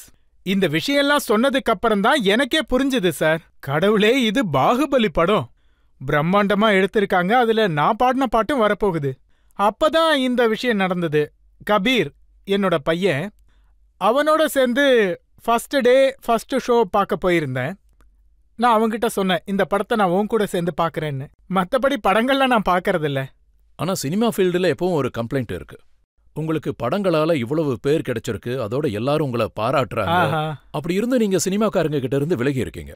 சினிமால பார்ட்டி நடந்தா கைலாஷ்கர் போறதில்ல, அவார்ட் ஃபங்க்ஷன் நடந்தா கைலாஷ்கர் போறதில்ல. இது உங்களுக்கு தப்பா தோணலையா? ரஜித் சார், நான் இயற்கையோட ஆச்சரியத்தை பாருங்களேன். நான் அதிக அளவு டிராவல் பண்ணிக்கிட்டே இருப்பேன். ஏதாவது ஒரு இடத்துல இருந்து அழைப்பு வந்தா அப்ப நான் அவைலபிளா இருக்க மாட்டேன். நான் வந்து ரொம்ப ஒழுக்கமா வாழ்றேன். கடவுளே, நீங்க எனக்கு இவ்வளவு கொடுத்துருக்கீங்க, ஆனா டைம் கொடுக்கல. ஆரம்பத்துல நேரம் நல்லா இல்ல, இப்ப நேரம் இல்ல.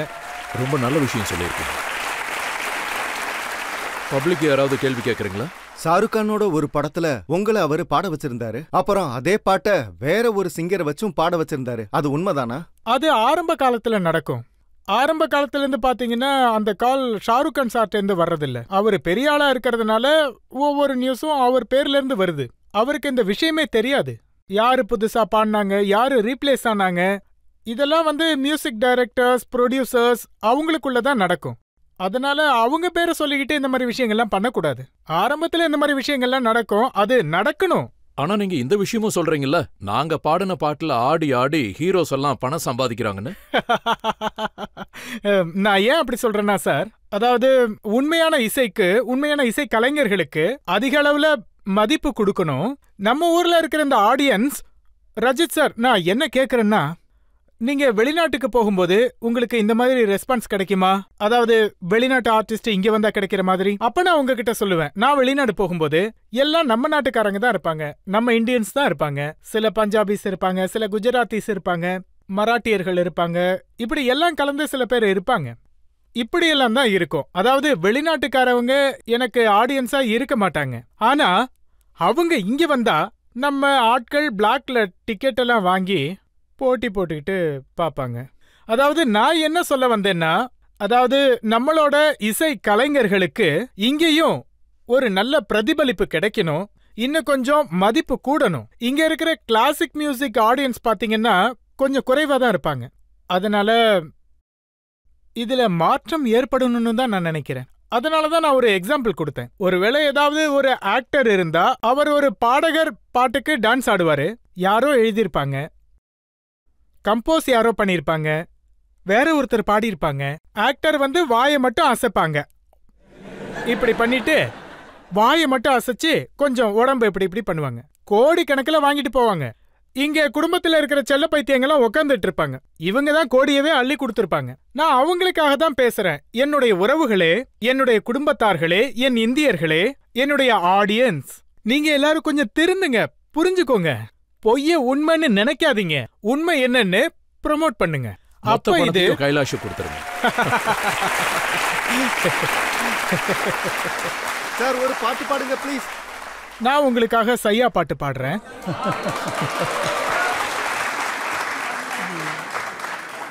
सैया सैया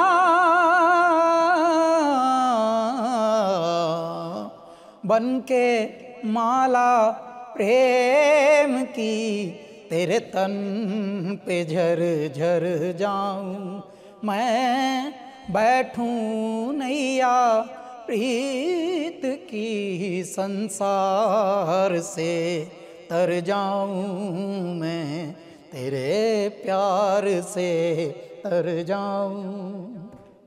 सैया सैया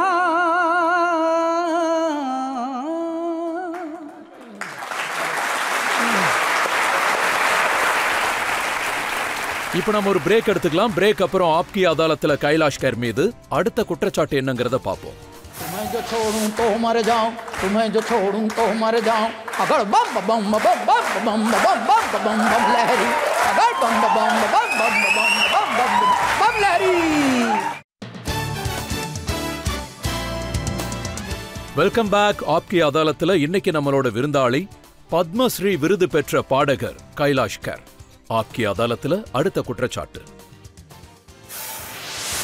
ஆப்கி அதாலத்துல சிங்கர் கம்போசர் கைலாஷ் கர் மீதுள்ள குற்றச்சாட்டு. இவரு ரொம்ப ஆட்டிடியூட் காட்டுறாரு. நீங்க பேசுறதையெல்லாம் கேட்கும்போது எல்லாரும் நினைப்பாங்க, இவர் என்ன சன்னியாசி மாதிரியே இருக்காருன்னு. இவருக்கு எந்த ஒரு லக்ஸுரியான வாழ்க்கை தேவைப்படாதுன்னு நினைக்கிறாங்க. ஆனா நீங்க எப்படி டிமாண்ட் பண்றீங்கன்னா, யார் இவரு, எங்கிருந்து வந்திருக்காரு? நம்ம எப்படி வாழ்றதுன்னு நமக்கு தெரியாம இருந்தா அப்போ விஷயம் வேற. எப்படி வாழணுங்கிறது தெரிஞ்சிருச்சுன்னா அப்போ கண்டிப்பா சில விஷயங்கள் தேவை. அதுக்கேத்த மாதிரி தான் வாழ்ற மாதிரி இருக்கும். அதாவது நமக்கு நேரம் குறைவா இருந்து சேலஞ்சஸ் அதிகமா இருந்ததுன்னா, ஒரு பக்கம் நிறைய பேர் நம்மள சந்திக்க நின்னுகிட்டு இருப்பாங்க, அவங்களையும் நாம சந்தோஷமா பாத்துக்கணும். நேரத்துக்கு சரியா போகணும், ஸ்டேஜுக்கும் சரியான டைமுக்கு போகணும். இந்த மாதிரி விஷயங்கள்ல பாத்தீங்கன்னா பேசிக் தேவைகள். நான் எங்க போனாலும் ஹோட்டல் சாப்பாடு சாப்பிட மாட்டேன். பெரிய பெரிய இடங்கள்ல நான் தங்குவேன், சாப்பிட மாட்டேன். அங்க காஃபி கூட குடிக்க மாட்டேன். இப்படி நான் ஆர்கனைசர்களோட சாப்பாட்டு செலவு மிச்சம்படுத்துறேன். மெயின் செலவே அதானே. அதாவது நான் தங்கறதுக்கு ஒரு பெரிய இடம் எதிர்பார்ப்பேன். ஏன் அப்படின்னா, எனக்கு ஒரு ரெகக்னேஷன் கிடைச்சதுக்கு அப்புறம், நிச்சயமா உங்களுக்கும் அது கிடைக்கும், நமக்குன்னு ஒரு ரெகக்னேஷன் வந்ததுக்கு அப்புறம் மக்கள் கிட்ட சில நேரங்கள்ல நேரம் ரொம்ப குறைவா இருக்கும். யாரோட மனசையும் கஷ்டப்படுத்திடக்கூடாது, அந்த விஷயத்துல ரொம்ப கவனமா இருப்பேன். இப்ப வந்து பாத்தீங்கன்னா மேம் சொன்னாங்க போட்டோ எடுக்காம நீங்க போக கூடாதுன்னு. இப்ப நீங்களே யோசிங்க, இந்த வார்த்தைக்கு நான் ஆன்சர் கொடுக்கறதுக்கும் நான் ஏன் தயங்குறேன்னா எனக்கு ஃபிளைட் வேற இருக்கு, இன்னைக்கு எனக்கு ரெக்கார்டிங்கும் இருக்கு. இதெல்லாம் நான் மேனேஜ் பண்ணி ஆகணும். இருந்தாலும் ஒரு பக்கம் உங்களையும் சந்தோஷப்படுத்தி ஆகணும், போட்டோவும் எடுத்தாகணும். இந்த மாதிரி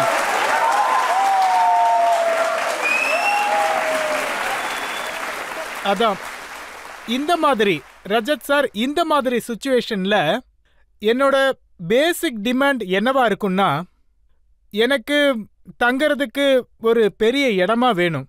அந்த இடத்துல டெடிகேட்டடான ஒரு நபர் யாராவது இருக்கணும். அதாவது ஃபாஸ்டா துணிகள் எல்லாம் ரெடி பண்ணணும். அப்புறம் என்னோட மற்ற பொருட்களை எல்லாம் வண்டி வரைக்கும் கொண்டு வந்து சேர்க்கணும். அதாவது ஸ்டேஜுக்கு கொண்டு போய் சேர்க்கிற அந்த லாஜிஸ்டிக்கு. ஸோ எனக்கு இந்த லக்ஸரிங்கிற ஒரு விஷயம் ரொம்ப தேவையா இருக்கு. அதனால தான் நான் இந்த லக்ஸரி கொஞ்சம் எதிர்பார்க்கிறேன். அது மட்டும் இல்லாம எந்த பார்ட்டிக்கும் நான் போறது கிடையாது, நானும் பண்ண மாட்டேன். அதே மாதிரி பார்ட்டி பண்றவங்க இடத்துக்கும் போக மாட்டேன். நான் எல்லாரோட பணத்தையும் மிச்சப்படுத்துறேன், வீட்டு சாப்பாடு தான் சாப்பிடுறேன். இப்பவும் இன்னைக்கும் உங்க ஷூட்ல கூட வீட்ல இருந்து தான் சாப்பாடு வருது, உங்க கூட தான் உட்காந்து சாப்பிட போறேன்.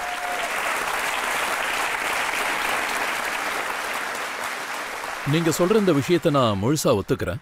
அதாவது பெரிய ஆள் ஆயிட்டா பெரிய கான்செப்ட் எல்லாம் பண்ணா கண்டிப்பா டிமாண்ட் அதிகமா தான் இருக்கணும். ஆனா சில பேர் என்ன சொல்றாங்கன்னா, நீங்க கேஷ் டிமாண்ட் பண்ணாலும் செக் டிமாண்ட் பண்ணாலும் கேட்டாலே தலை சுத்திருமாமே. நான் என்ன சொல்லுவேன்னா, ஒருவேளை நீங்க நம்ம நாட்டோட நெய்யை தான் சுவைக்கணும்னா அப்ப நீங்க டால்டா பக்கம் ஓடவே கூடாது. இதைத்தான் நான் சொல்லுவேன். அதே மாதிரி என்ன மாதிரி ஆளுங்க இந்த விஷயத்துல ஒரு உறுதியான காலை பதிக்கலன்னா, இது வழக்கமா நடந்துகிட்டு தான் வருது. பெரிய ஆளுங்க இதெல்லாம் பண்ணலன்னா சாயங்கால நேரத்துல, சார் எல்லாம் ரெடி ஆயிடுச்சு, எல்லாம் சிறப்பா இருக்கு சார், உடனே அதுக்கு ஒத்துக்குவாங்க.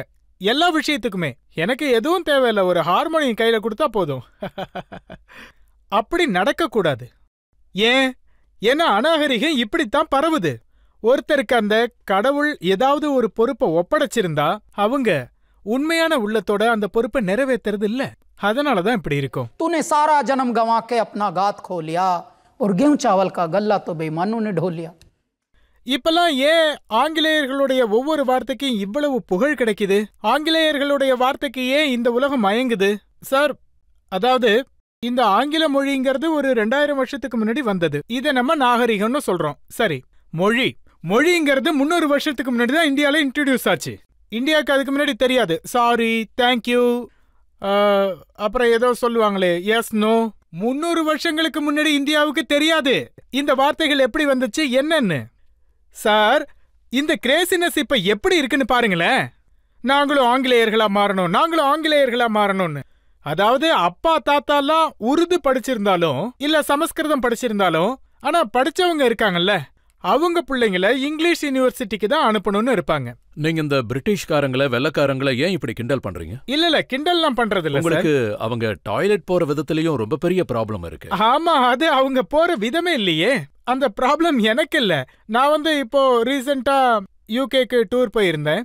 நான் அப்பப்போ அடிக்கடி போயிட்டு வருவேன். எனக்கு ரொம்ப ஆச்சரியமா இருந்தது. இவங்க போய் முடிச்சிட்டு கையை கூட கழுவுறதில்ல, ஆனா இவங்க நம்மள ஆண்டிருக்காங்க. இந்த விஷயம் எனக்கு தோணுச்சு. இந்த நாகரிகத்துல, அதாவது 2000 வருஷம் பழமையான நாகரிகத்துல போயிட்டு கழுவுறதில்ல, நாங்கெல்லாம் அதை தேய்க்கிறதுன்னு சொல்லுவோம். அவங்க டாய்லெட்ல அவங்க என்னமோ பண்றாங்க, அதுல உங்களுக்கு என்ன ப்ராப்ளம்? நாங்க அதை தொடக்கிறதுன்னு சொல்லுவோம். இப்போ அவங்க தொடச்சிக்கிட்டு தான் இருக்காங்க. இப்படியெல்லாம் பண்ணி அவங்க நம்மள ஆண்டிருக்காங்க. இந்த மாதிரி ஒரு நாகரிகத்தை, அதாவது வேதங்கள், புராணங்கள், சந்நியாசிகள், ஞானிகள், பண்டிதர்கள், இவங்கெல்லாம் பிறந்திருக்காங்க நம்ம நாட்டுல. மொத்த உலகத்துக்கும் எத்தனை பேர் வழிகாட்டியா இருந்திருக்காங்க.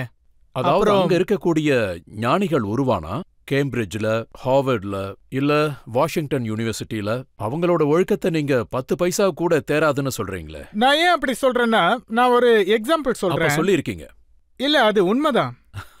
நான் ஏன் சொல்றேன்னா, அப்ப நான் கொடுத்த உதாரணம் உண்மைதான். இதுக்கு முன்னாடியும் நம்ம இந்தியாவுக்கு நிறைய பேர் வந்திருக்காங்க.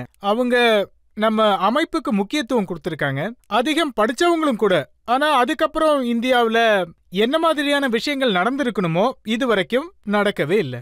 இப்பதான் என்னுடைய இந்தியா அமைதியான, சரியான வழியில கொஞ்சம் கொஞ்சமா போய்கிட்டு இருக்கு. அப்ப நான் இந்த எக்ஸாம்பிள கொடுத்தேன். மத்தபடி இந்த ஆங்கிலம் மத்ததெல்லாம் அதது இடத்துல கரெக்டா இருக்கு. ஆனா நான் என்ன சொல்ல வரேன்னா சார், மொழியை நீங்க எடுத்துக்கோங்க, ஆனா நாகரிகம் நம்மளோடதா இருக்கணும். நாகரிகம் நம்மளோடதுதான் சிறந்தது. மொழி வேணா அவங்க மொழியால நீங்க ஈர்க்கப்பட்டிருக்கலாம், அவங்க மொழியில ஈர்ப்பு இருக்கு, ஆனா நாகரிகங்கிறது நம்முடையதா தான் இருக்கணும். அதாவது அவங்களோட ஷோவர்ஸ் வந்து பாத்தீங்கன்னா இங்க கோல் பிளே பண்ணாங்க, ஆனா அவங்க இங்க லேகியம் வைக்க வந்திருக்காங்கன்னு சொல்றீங்க. இல்ல, நான் என்ன சொல்ல வந்தேன்னா அவங்க சரியான வேலைக்கு தான் வந்தாங்க, ஆனா நான் நம்ம ஆடியன்ஸ்க்கு சொல்ல நினைச்சேன், நம்ம குடும்பங்களுக்கு சொல்ல நினைச்சேன். அதாவது இவங்க பிளாக்ல டிக்கெட் எல்லாம் வாங்கி அவன் என்ன பாடுறான்னு கூட இவங்களுக்கு தெரியாது, ஆனா அவங்க கூட சேர்ந்து யா யா யா யா யா யா யா யா இவங்க ஆன்னு பண்றதுக்கு தான் போறாங்க சார். அதுவும் 30,000க்கு டிக்கெட்லாம் வாங்கிட்டு. நான் இவங்கள தான் கிண்டல் பண்ணிக்கிட்டு இருந்தேன், நம்ம குடும்பங்களுக்கு என்னாச்சுன்னு தெரியலன்னு. நீங்களும் வெளிநாடுகளுக்கு போறீங்க, அங்கேயும் வெள்ளக்காரங்க வருவாங்கல்ல உங்க மியூசிக்க கேட்க. கடவுளோட கருணை என்னன்னா, அதாவது என்னுடைய கைலாஷா கான்சர்ட் நடந்தப்போ அவங்க சார் அவங்க லோக்கல் ஃபெஸ்டிவல்ல கைலாசா கான்சர்ட்டுக்கு நிறைய கூப்பிட்டுருக்காங்க. And we are the only Panditji band Kailasa. அதாவது கிளாசிக்கல் மியூசிஷியன்ஸை விட வித்தியாசமா, அதாவது மெயின் ஸ்ட்ரீம் கலைஞர்களை அவங்க அங்க வர வைப்பாங்க. அவங்களோட ஏகப்பட்ட லோக்கல் ஃபெஸ்டிவல்ஸ்ல நான் வாசிச்சிருக்கேன் sir. Hollywood Bowl, Santa Monica pier and KCRW அவங்களோட ரேடியோ, NPR, அது அங்க இருக்கிற அரசாங்க ரேடியோ, அதுல கைலாஷாவை ஃபியூச்சர் பண்ணாங்க. ஒரு செலிப்ரேட் புரூக்லின், இங்க எப்படி ஒரு நைடா ஃபெஸ்டிவல் இருக்கோ அதே மாதிரி அங்க புரூக்லின் நியூயார்க்ல இருக்கு. அங்க வந்து கலர்ஃபுல்லா 15 தேசத்து மக்கள்லாம் என் பாட்டை கேட்க அங்க வருவாங்க. இது பாத்தீங்கன்னா கடவுளுடைய ஆசீர்வாதம்னு தான் சொல்லணும். அங்க போய் நான் என்ன பாடுவேன்னா, अगर बम बम बम बम बम बम बम बम बम बम लहरी, अगर बम बम बम बम बम बम बम बम लहरी, मेरी एक सुनो गौरा रानी, मेरी एक सुनो अंतर्यामी, मैं तो दासी जन्म जन्म की, मैं तो दासी जन्म जन्म, बाली उम्र से भक्ति करती, बाली उम्र से भक्ति कर, तुम्हें छोड़ के कहीं न जाऊं, तुम्हें छोड़ के कहीं न जाऊं, रात दिवस तेरे चरण दबाऊं, रात दिवस तेरे चरण दबाऊं, तुम्हें जो छोड़ूं तो मर जाऊं, तुम्हें जो छोड़ूं तो मर जाऊं, अगर बम बम बम बम बम बम बम बम लहरी, अगर बम बम बम बम बम बम लहरी. இந்த மாதிரி ரஜத் சார், இந்த மாதிரி நான் அங்க போய் பாடும்போது நான் ஒன்னும் சீன் போட்டுக்கிட்டு இங்கிலீஷ்ல எல்லாம் பேச முடியாது. நான் அவங்க கிட்ட சொல்றதெல்லாம், you guys are really enjoyed, then come on show me your jalwa, you know, dance, because dance your heart out. நான் வந்து இப்படி இங்கிலீஷ்ல சொல்லுவேன், டான்ஸ் யுவர் ஹார்ட் அவுட்னு. நான் ஒரு தடவை அந்த மாதிரி சொல்லிட்டேன், எல்லாரும் மயங்கி ஆட ஆரம்பிச்சிட்டாங்க. வெள்ளைக்காரங்க, கருப்பர்கள், இப்படி எல்லாருமே வித்தியாசமா எல்லா ஆட்களும் 15 நாட்டு மக்கள் சார். நான் அதை என்ஜாய் பண்ணேன். கடவுளே பாத்தீங்களா, உங்க பேர்ல எத்தனை பேரு இப்படி என்ஜாய் பண்ணி ஆடிட்டு இருக்காங்க. அங்க டான்ஸும் இருந்தது, டிரான்ஸும் இருந்தது ஒரே இடத்துல. அப்போ இதுவும் உண்மைதானா, ஒரு வெளிநாட்டு பெண் உங்ககிட்ட வந்து அவங்களுடைய வயித்துல இருந்த குழந்தை உங்க பாட்டை கேட்டு உதைக்க ஆரம்பிச்சிருச்சுன்னு?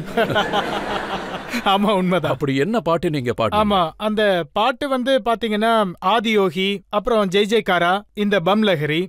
நான் வந்து ஒரு ஃப்ளைட்ல நான் வந்து டெல்லியில இருந்து மும்பைல இருந்து டெல்லிக்கு போனப்ப ஃபார்வர்ட் செக்ஷன்ல பின்னாடியில இருந்து ஒரு லேடி வந்தாங்க. அவங்க என்ன சொன்னாங்கன்னா, சார் நான் இப்போ 7 மந்த் பிரெக்னெண்டா இருக்கேன் சார், நான் உங்ககிட்ட ஒரே ஒரு விஷயம் மட்டும் சொல்லணும்.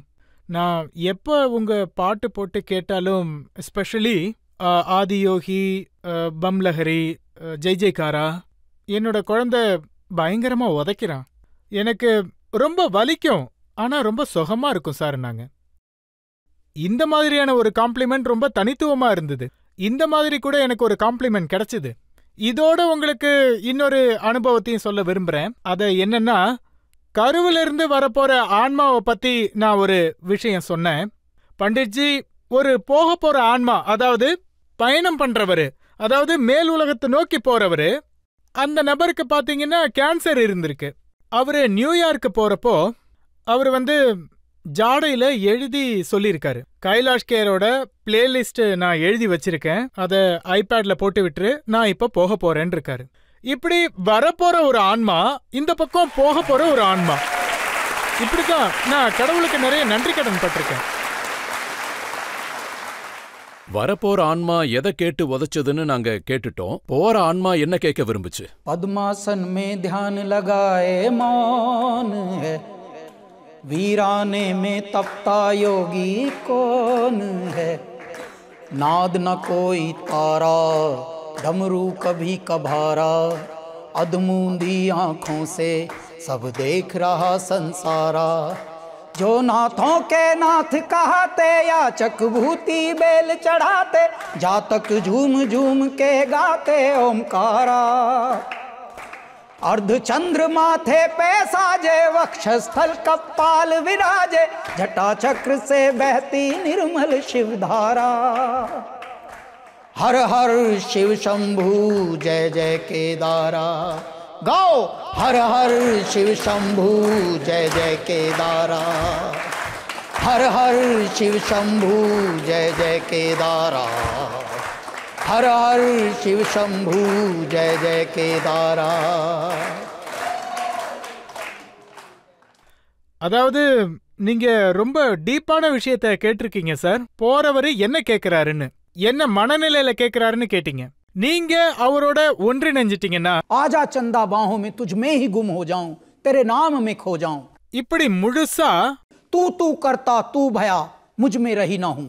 நீங்க அதுக்குள்ள உங்களையே மறந்து அதுல கலந்துட்டா, அதுக்கப்புறம் அது சரணாகதி ஆயிடும், முழு சரணாகதி ஆயிடும். அதாவது இப்படி இல்ல, ஒரு வரி இருக்கு, कि सुख संपत्ति घर आवे कष्ट मिटे तन का. ओम இது ஒரு பக்கம் பாத்தீங்கன்னா கான்ட்ராக்ட் ஓடிக்கிட்டு இருக்கு. வீட்டுக்குள்ள ஐஸ்வர்யம் வரணும், உடல் வலியெல்லாம் போயிடணும், கடவுளே நீ எதிர்பார்க்கிற மாதிரி நான் உனக்கு பூஜை பண்றேன், மத்ததெல்லாம் நீங்க பாத்துக்கங்க. அப்படி இல்ல, முழுமையான அர்ப்பணிப்புன்னா, कि पद्मासन में ध्यान लगाए मौन है, वीराने में तपता योगी कौन है, नाद न कोई तार, नाद न कोई तारा, डमरू कभी कभारा, और अधमूंदी आंखों से सब देख रहा संसारा, जो नाथों के नाथ कहाते याचक भूति बेल चढ़ाते, जातक झूम झूम के गाते ओमकारा. நீங்க இந்த பக்தி உணர்வோட அப்படியே ஆனந்தத்துல போயிட்டா, நான் உங்களுக்கு ஒரு உயிருள்ள உதாரணம் சொல்றேன். உங்களோட இந்த அன்பான ஸ்டுடியோ பார்க்கவே ரொம்ப பிரம்மாண்டமா இருக்கு. ஸோ இதே மாதிரி நம்ம சின்ன அந்த கைலாசா ஸ்டுடியோ மும்பையில் இருக்கு, ரெக்கார்டிங் ஸ்டுடியோ அது. அப்போ அந்த பில்டிங்கை டெமாலிஷ் பண்றதுக்கு ஒரு இது எடுத்துட்டு வந்தாரு. அங்க இருக்கிற முனிசிபாலிட்டி அவங்க நோட்டீஸை ஒட்டிட்டு போயிட்டாங்க. அப்போ நிறைய பேர் பாத்தீங்கன்னா இந்த மாதிரி நோட்டீஸ் எல்லாம் வந்தா முதல்ல அவங்க வக்கீல பார்க்க தான் ஓடுவாங்க. அதுக்கப்புறம் அந்த செட்டர்ஸ் எல்லாம் இருப்பாங்கல்ல, அவங்க இந்த செட்டிங்ஸை எப்படி சரி பண்றதுன்னு பாப்பாங்க. எந்த பாலிட்டிஷியனுக்கு ஃபோன் பண்ணலாம், எங்கெல்லாம் அவங்களுக்கு செட்டிங் ஏற்படுமோ அங்க. நான் உண்மையான செட்டர் கிட்ட போயிட்டேன், மாடிக்கு. எப்படியும் டெமாலிஷ் பண்ண போறேன்னு அவங்க நோட்டீஸ் ஒட்டிட்டாங்க, 2 நாள்ல எப்படியும் வந்துருவாங்க. நான் கடவுள்கிட்ட பிரார்த்தனை பண்ணேன், கடவுளே நீங்க எல்லா விஷயமும் பார்த்துக்கிட்டு இருக்கீங்க, அப்படி இருந்தும் மனசுக்குள்ளாரையே சிரிச்சிட்டு இருக்கீங்க. ஆஹா, அப்பதான் இது வந்தது சார். पद्मासन में ध्यान लगाए मौन है. நீங்க யோசிச்சு பாருங்க, ஒரு நபர் ஸ்ட்ரெஸ்டா இருந்தா அப்பதான் அவன் டீலிங் எல்லாம் பேசுவான். அதுக்கப்புறம் தந்திரமா யோசிக்க ஆரம்பிப்பான், எதுலயாவது மாட்டி விட பாப்பான், எங்க பேசினா எது நடக்கும். எனக்கு கடவுள் நல்லவேளை இந்த மாதிரி புத்தி எல்லாம் கொடுக்கல. அந்த டைம்ல சட்டவிரோதமா கன்ஸ்ட்ரக்ஷன் பண்ணியிருந்தா கடவுள் காப்பாத்திடுவாரா? இல்ல சார், அததான் நான் சொல்ல வரேன். சட்டத்துலதான் இருந்தது, அதான் நான் சொல்ல வரேன். அந்த கடவுள் என்ன காப்பாத்திட்டாரு. இது வரைக்கும் பாருங்க, சட்டப்படிதான் எல்லாமே. கிளாரிஃபை பண்றேன்னா மக்கள் எல்லாரும் அதே மாதிரி யோசிச்சு சிவபெருமான் காப்பாத்துவார்னு சொல்லுவாங்க. இல்ல அப்படி எல்லாம் எதுவுமே இல்ல. சட்டத்துக்கு ஏத்த மாதிரி அது இருந்ததுனாலதான் இன்னும் அதை திடப்படுத்தினாரு. அதுக்கப்புறம் கடவுள் என்னோட வீடை மட்டும் திடப்படுத்தல, எங்க காலனியும் காப்பாத்திட்டாரு. இப்போ கவர்மெண்ட் அதுக்கப்புறம் வந்து ஜிஆர் போட்டுச்சு, அதாவது இந்த வீடுகளை யாரும் தொடக்கூடாது, ஏன்னா இது ஹெரிட்டேஜ் சைட்டா இருக்க போகுது மும்பைல. நான் யார் ரோட பத்தி சொல்லிட்டு இருக்கேன் சார். அதாவது கடற்கரை பக்கத்துல வெட்லேண்ட் இருக்கு, அதோட நிறைய பேருடைய பார்வை இருந்தது, பெரிய பெரிய பில்டிங்ஸ் எல்லாம் இருக்குன்னு. இல்ல, கவர்மெண்டே சொல்லிட்டாங்க, இல்ல ஒருவேளை இங்க பெரிய பில்டிங்ஸ் எல்லாம் அகற்றிட்டா சுனாமி வர்றதுக்கு வாய்ப்பு இருக்கு, ஏன்னா இது வெட்லேண்டா இருக்கு, அதனால அப்படியே இருக்கட்டும்னு சொல்லிட்டாங்க. ரொம்ப அழகான ஒரு நல்ல விஷயம். பப்ளிக் யாராவது கேள்வி கேக்குறீங்களா? உங்ககிட்ட நான் ஒரே ஒரு சின்ன கேள்வி கேட்கிறேன். அதாவது உங்க 2 கைகள்லயுமே வாட்ச் இருக்கு. இதுக்கு பின்னாடி வேற ஏதாவது ரீசன் இருக்கா? பரவாயில்லையே, உங்களுக்கு ரொம்ப கூர்மையான பார்வை இருக்கு போல இருக்கு. எனக்கு 2 கைகள் இருக்கு. என்கிட்ட 2 வாட்சும் இருந்தது. என்னாச்சுன்னா, ஒரு கையில நான் வாட்ச் போட்டுட்டு இருக்கும்போது அங்க வீட்ல கூட நான் வாட்ச் வச்சிருந்தேன். அது அப்படியே சோகமா இருக்கும், எப்பவும் என்ன தொடவே மாட்டேங்கிறாங்கன்னு. அப்புறம் இந்த கை, இது எப்பவும் ஜாலியாவே இருக்கு, ஏன்னா என்ன தொடறதுக்கு யாருமே இல்லைன்னு. அதனால நான் என் கையையும் மதிச்சேன், வாட்சையும் மதிச்சேன். 2வது, நான் அதிகம் சேர்க்க மாட்டேன். நான் அனுபவிப்பேன், இருப்பதை அனுபவிப்பேன். பெரும்பாலும் இருப்பதை பகிர்ந்து கொள்வேன். எப்பொழுது ஒருவன் பகிர்கிறானோ அவன் நிறைந்திருப்பான். ஒருவன் பகிர்ந்தால் அவன் நிறைந்திருப்பான். அதனால எனக்கு எங்கேயோ 2 கிடைச்சது. 2 கிடைச்சதும் 2 கைகள் தான் இருந்தது. நாம ஏன் அந்த கடவுளோட ஜொலிப்பை காண்பிக்க கூடாது? கடவுளே, நான் உன்னுடைய பிள்ளை, ஜாலியா டான்ஸ் ஆடிக்கிட்டு சந்தோஷமா இருப்போம். நான் உங்களுக்கு ஒரு 4 லைன் சொல்ல விரும்புறேன். சொல்லுங்க. जो खानदानी रईस हैं वो रखते हैं नर्म मिजाज अपना. वाह। जो खानदानी रईस हैं वो रखते हैं नर्म मिजाज अपना. तुम्हारा लहजा बता रहा है कि तुम्हारी दौलत नहीं नहीं.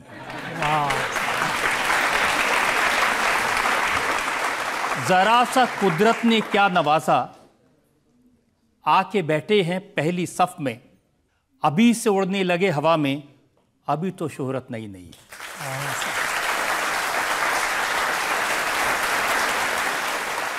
எனக்கு இப்போ என்ன தோணுதுன்னா, நாம இப்போ ஒரு சின்ன பிரேக் எடுத்துக்கலாம். கண்டிப்பா நாம பிரேக் எடுத்துக்கலாம். பிரேக் அப்புறம் ஆப்கி அதாலத்துல கைலாஷ் கர் மீது உள்ள அடுத்த குற்றச்சாட்டு என்னங்கிறத பார்ப்போம்.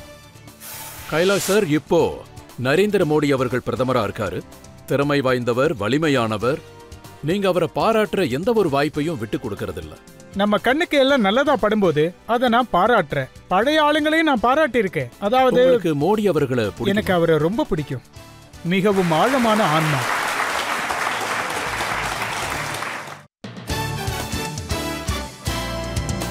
Welcome back. ஆப்கி அதாலத்துல இன்னைக்கு நம்மளோட விருந்தாளி உலகம் முழுவதும் பிரபலமான ஒரு பாடகர், மொத்த உலகத்துக்கும் இந்தியாவை பெருமைப்படுத்தியிருக்காரு. அவர்தான் கைலாஷ் கர். ஆப்கி அதாலத்துல அடுத்த குற்றச்சாட்டு. ஆப்கி அதாலத்தில் சிங்கர், கம்போசர் கைலாஷ் கர் மீது உள்ள குற்றச்சாட்டு. இவர் ஒரு சந்தர்ப்பவாதி. கைலாஷ் சார், இப்போ நரேந்திர மோடி அவர்கள் பிரதமரா இருக்காரு. திறமையானவர், வலிமையானவர். அவரை பாராட்டுற எந்த ஒரு வாய்ப்பையும் நீங்க விட்டு கொடுக்கறதில்ல. அதாவது ரஜத் சார், நான் என்ன சொல்ல விரும்புறேன்னா, நான் ஏற்கனவே சொன்ன மாதிரி என் கரியர் ஆரம்பிச்சு 18 வருஷம்தான் ஆகுது. நான் எல்லாரையும் தான் பாராட்டுவேன். என் கண்ணுக்கு நல்லதா படுற விஷயங்களை நான் பாராட்டுறேன். பழைய ஆளுங்களையும் நான் நிறைய பாராட்டியிருக்கேன். ஏன்னா இதுக்கு முன்னாடி இருந்தவங்களும் நிறைய நல்ல விஷயங்கள் செஞ்சுட்டு போயிருக்காங்க நம்ம நாட்டுக்காக. ஆனா என்ன ஸ்பீட்ல நடக்கணுமோ அந்த விஷயங்கள் இப்பதான் நடக்க ஆரம்பிச்சிருக்கு. இதைத்தான் நான் சொல்றேன் சார். அதாவது நான் பேசுற முறை ஒன்று இருக்குல்ல, அதாவது ரொம்ப உணர்ச்சி பூர்வமா எமோஷனலா பேசுறது, அதுதான் கொஞ்சம் ஹைலைட்டா தெரியும். என்னுடைய கெரியர் ஆரம்பிச்சு இன்னும் 2 தசாப்தங்கள் கூட ஆகல. ஒருவேளை அதனால இப்போ என்னுடைய இன்டர்வியூஸ்லாம் பாத்தீங்கன்னா ஒரு 5-6 வருஷமா தான் போய்கிட்டு இருக்கு. அதனால கரண்டான விஷயங்களை நான் கொஞ்சம் ஓப்பனா சொல்லிடுவேன். அதுதான் என்னுடைய இயல்பு. ரொம்ப பிடிக்குமா? ரொம்ப பிடிக்கும். ரொம்ப ஆழமான ஆன்மா. இதுக்கு முன்னாடி நம்மளோட சனாதானத்துக்கு, நம்மளுடைய சன்னியாசிகளுக்கு, மகான்களுக்கு எந்த அளவுக்கு மதிப்பு, மரியாதை, அதுலயும் முக்கியமா மகான்களுக்கு ரொம்பவே குறைவா கிடைச்சிருக்கு. ஆனா இப்ப நம்ம தெய்வத்தலங்களுக்கு, நம்ம பண்பாட்டுக்கான எல்லா அடையாளங்களுக்கும் அதுக்கான மதிப்பு மரியாதை கிடைக்குது. உங்க ரியாக்ஷன் ரொம்ப வித்தியாசமா இருக்குன்னு மக்கள் நினைக்கிறாங்க. இந்த பக்கம் ஆபரேஷன் சிந்தூர் நடந்தது, அங்க நீங்க பாட்டை உருவாக்கிட்டீங்க. அதுல நம்ம ராணுவத்தோட வீரம், நம்ம பாரத நாட்டவர்களின் பெருமை, அருமை, நம்ம நாட்டோட எல்லா குளோரியையும் நான் பாடியிருக்கேன். அதோட இதையும் நான் பாடி ஆகணும். அப்படிதான் உருவாக்கணும். மகா கும்பமேளா தொடங்கும் போது அப்பவும் நீங்க ரொம்ப வேகமா பாட்டை உருவாக்கி, அதாவது பாத்தீங்கன்னா எனக்கு கிடைக்கிற ப்ராஜெக்ட்ஸ், அதுக்கு எனக்கு ஃபீஸும் கிடைக்குது, அதுல பணம் வேற பேசுது, அதனால வேலையை சீக்கிரம் முடிக்கணும்ல. டெல்லி சட்டமன்ற தேர்தல்ல பிஜேபி ஜெயிச்சப்போ அப்பவும் நீங்க ஒரு பாட்டை உருவாக்கியிருக்கீங்க, ஆப்கா காந்தேன்னு. ஆமா. அதாவது சில மூமெண்ட்ஸ்லாம் எப்படி இருக்குன்னு பாத்தீங்கன்னா, நான் ஒரு டெல்லிக்காரனா இருக்கிறதுனால டெல்லியோட கெட்ட நிலைகளும் பார்த்திருக்கேன், அதே மாதிரி நல்ல நிலைகளும் பார்த்திருக்கேன். அதனால சில விஷயங்கள் என்னுடைய மனசுல இருந்து வரும். ஒரு கலைஞனுடைய கடமை இது. அவன் எப்பவும் ஒரே மாதிரி எதையும் பண்ணாம நடந்துகிட்டு இருக்கிற விஷயங்களை பத்தி அவன் சொல்லணும். அதோட ஒரு கலைஞனுடைய அர்த்தம் என்டர்டெயின் பண்றது மட்டும் இல்ல, விழிப்புணர்வு வேணும், விழிப்புணர்வை ஏற்படுத்தணும். 2011 நீங்க கெஜ்ரிவாலை பாராட்டி பாடுனீங்க, எஹீரா குஜேகான். ஆமா, அது நான் அவரை பாராட்டி பாடல சார், அது நான் அண்ணா ஹசாரே சாருக்காக பாடினேன். அதுதான் நான் இப்பவும் சொல்லுவேன், அம்பர் தக் ஏஹி நாத் குஜேஹா. இந்த பாட்டு நான் அண்ணா ஹசாரே ஜிக்காக பாடினேன். அப்ப அவர் யாருன்னு எனக்கு தெரியாது. இப்ப நீங்க சொன்ன இந்த பேர், அவர் யாருன்னு எனக்கு தெரியாது. ஆனா 2017 நீங்க ஒரு அதிசயத்தை பண்ணீங்க. 2017 உத்தரப்பிரதேஷ்ல தேர்தல் நடந்துட்டு இருந்தது. நீங்க மாயாவதி அவர்களுக்காக ஒரு பாட்டு பாடினீங்க. அதுல நீங்க அவங்கள தேவின்னு பாராட்டினீங்க. இன்னொன்னு அகிலேஷ் அவர்களுக்காக பாடினீங்க, தடக் தடக் அகிலேஷ்ன்னு. மூணாவதா யோகி ஆதித்யநாத்துக்கு பாடியிருக்கீங்க, குண்டர் ஆட்சியிலிருந்து விடுதலை பெற்றுத்தரும் யோகின்னு. அதாவது ஒரு கலைஞன் 3 பேருக்கு பாடியிருக்கீங்க. அதாவது சார், அது தாமரையும் பூக்க வச்சீங்க, சைக்கிளையும் ஓட்டிட்டீங்க, யானையும் ஓட்டிட்டீங்க. காங்கிரஸ் பாட்டும் பாடினேன் சார். அப்படியா? நான் 4 பேருக்கும் பாட்டு பாடியிருக்கேன். எதிர்பாராத விதமா என்ன நடந்துச்சுன்னா, எல்லாமே ஒரே டைம்ல ரிலீஸ் ஆச்சு, பாடினது வெவ்வேறு நேரங்கள்ல. அதனால நீங்க இப்ப முதல் பேர் சொன்னீங்க இல்லையா, அது நான் என்னோட கெரியர் பிகினிங்லயே பாடியிருப்பேன். அந்த நேரத்துல எனக்கு பாக்குறவங்க எல்லாருமே தேவதைகளா தான் தெரியுவாங்க. பிகினிங்ல எல்லாருக்கும் இப்படிதான் இருக்கும் சார். போக போக தான் நம்மளுடைய அறிவுத்திறன் அதிகமாகும். அப்பதான் நமக்குள்ள விழிப்புணர்வுகள்லாம் அதிகமாகும். என்ன வேலை பார்க்கணும், என்ன மாதிரியான வேலைகள் பார்க்கணும், எவ்வளோ எழுதி வாங்கணும். அதுக்கப்புறம் தான் இந்த சடக் சடக் பாட்டுலாம் பாடினேன். 2013லயோ 12லயோ இந்த பாட்டை பாடினேன், சடக் சடக் தடக் தடக் சடக் சடக். அதுக்கப்புறம் பாத்தீங்கன்னா திடீர்னு இந்த யோகிஜி அப்புறம் மற்ற வேலைகள்லாம் வந்தது. அந்த நேரத்துல பாத்தீங்கன்னா ரிலீஸ் ஆகிறப்போ எல்லாத்தையும் ஒன்னா சேர்ந்து இவங்க ரிலீஸ் பண்ணிட்டாங்க. அப்போ பாக்குறவங்களுக்கு, அட இந்த பாடகர் 4 பேருக்கு சப்போர்ட் பண்ணி பாடியிருக்காருன்னு. இப்படிதான் நடந்தது. நான் வேற வேற டைம்ல பாடின பாடல்கள் தான் அது. மோடி சாரோட 75th பர்த்டே இப்ப வரப்போகுது. நீங்க அவருக்காகவும் ஏதோ பாட்டு கம்போஸ் பண்ணிருக்கீங்களா? 2017ல அகமதாபாத்ல தான் ஒரு ஷோ இருந்தது. அந்த ஷோ நடத்தினவர் இப்ப இருக்க ஹோம் மினிஸ்டர், அகமதாபாத்தை சேர்ந்தவர், குஜராத்ல, ஹர்ஷ் சாங்வீர்ஜி.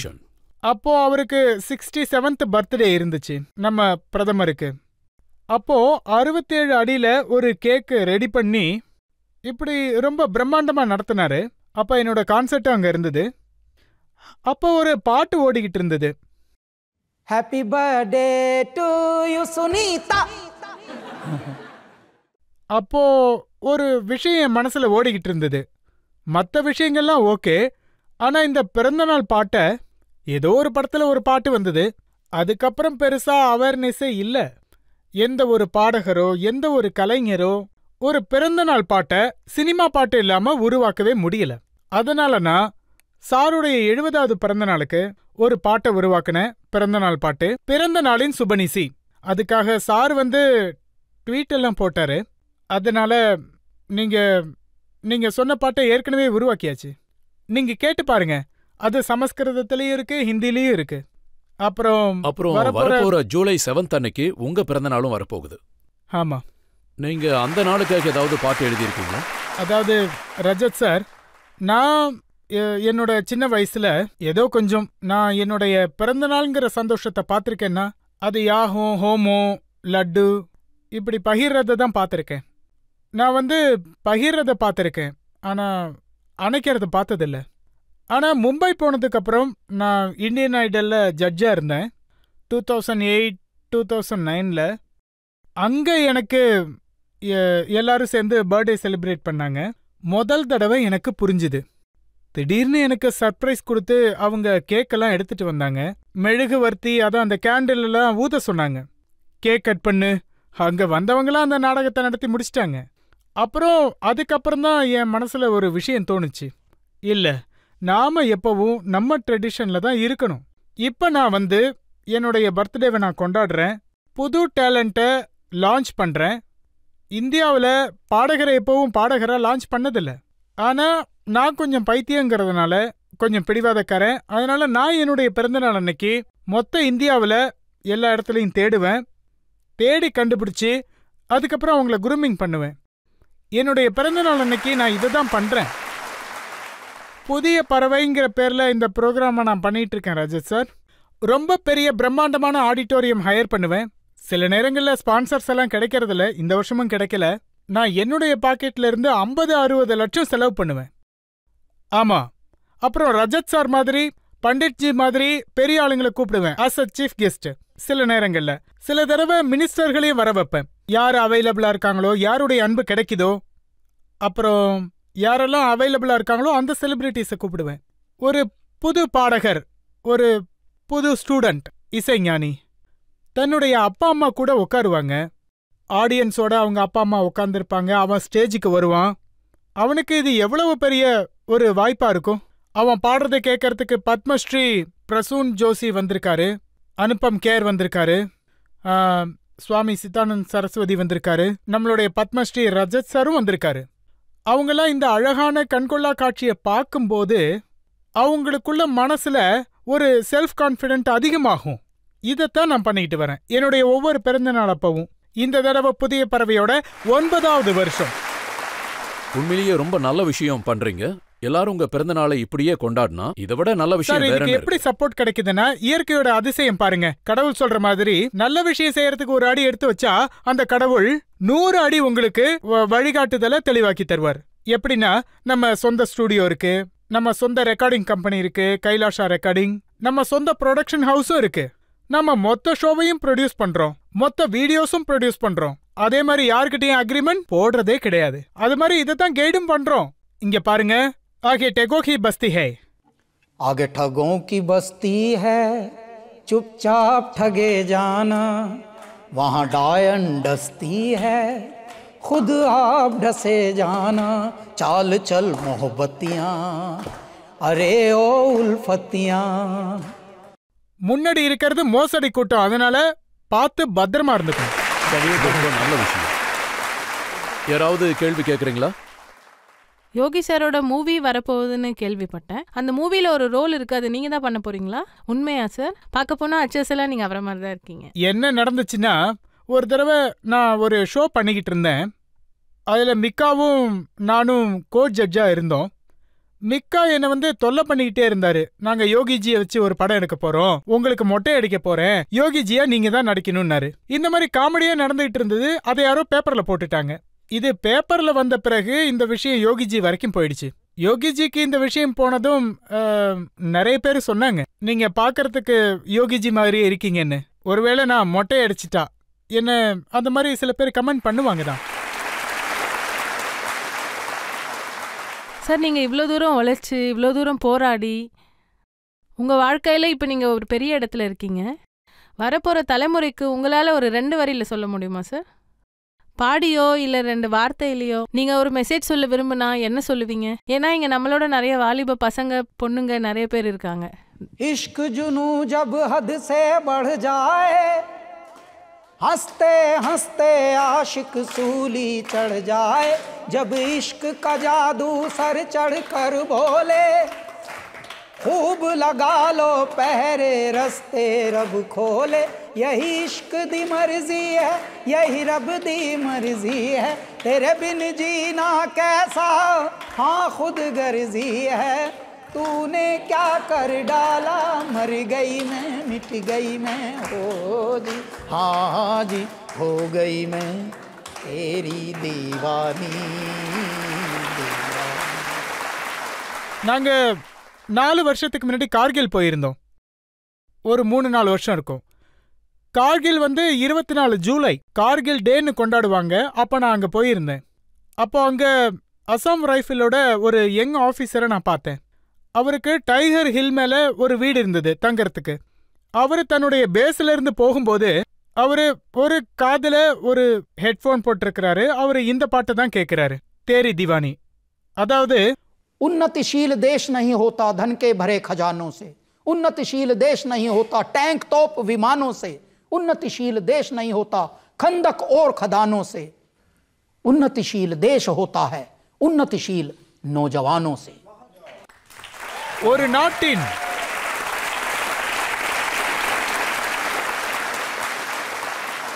ஒரு நாட்டின் இளைஞர்களுக்குள் நம் நாட்டின் மீது, நமது கலாச்சாரத்தின் மீது, அதான் கல்ச்சர் மீது, நமது மொழிகளின் மீது, நமது பண்பாட்டின் மீது அர்ப்பணிப்பு, சமர்ப்பணம் இருந்தால் அந்த நாட்டோட தன்மையே வேற மாதிரி இருக்கும். நான் அடிக்கடி இதைத்தான் சொல்லுவேன். எப்ப உங்களுக்கு வாய்ப்பு கிடைக்குதோ, எப்ப உங்களுக்கு பொறுப்பு கிடைக்குதோ, நீங்கள் வரலாற்றை உருவாக்கும் ஒரு செயலை செய்ய வேண்டும். இல்லனா எத்தனை பேர் வருவாங்க, எத்தனை பேர் போவாங்கன்ற கணக்கே இருக்காது. இதுதான் இளைஞர்களுக்கு என்னுடைய மெசேஜ்.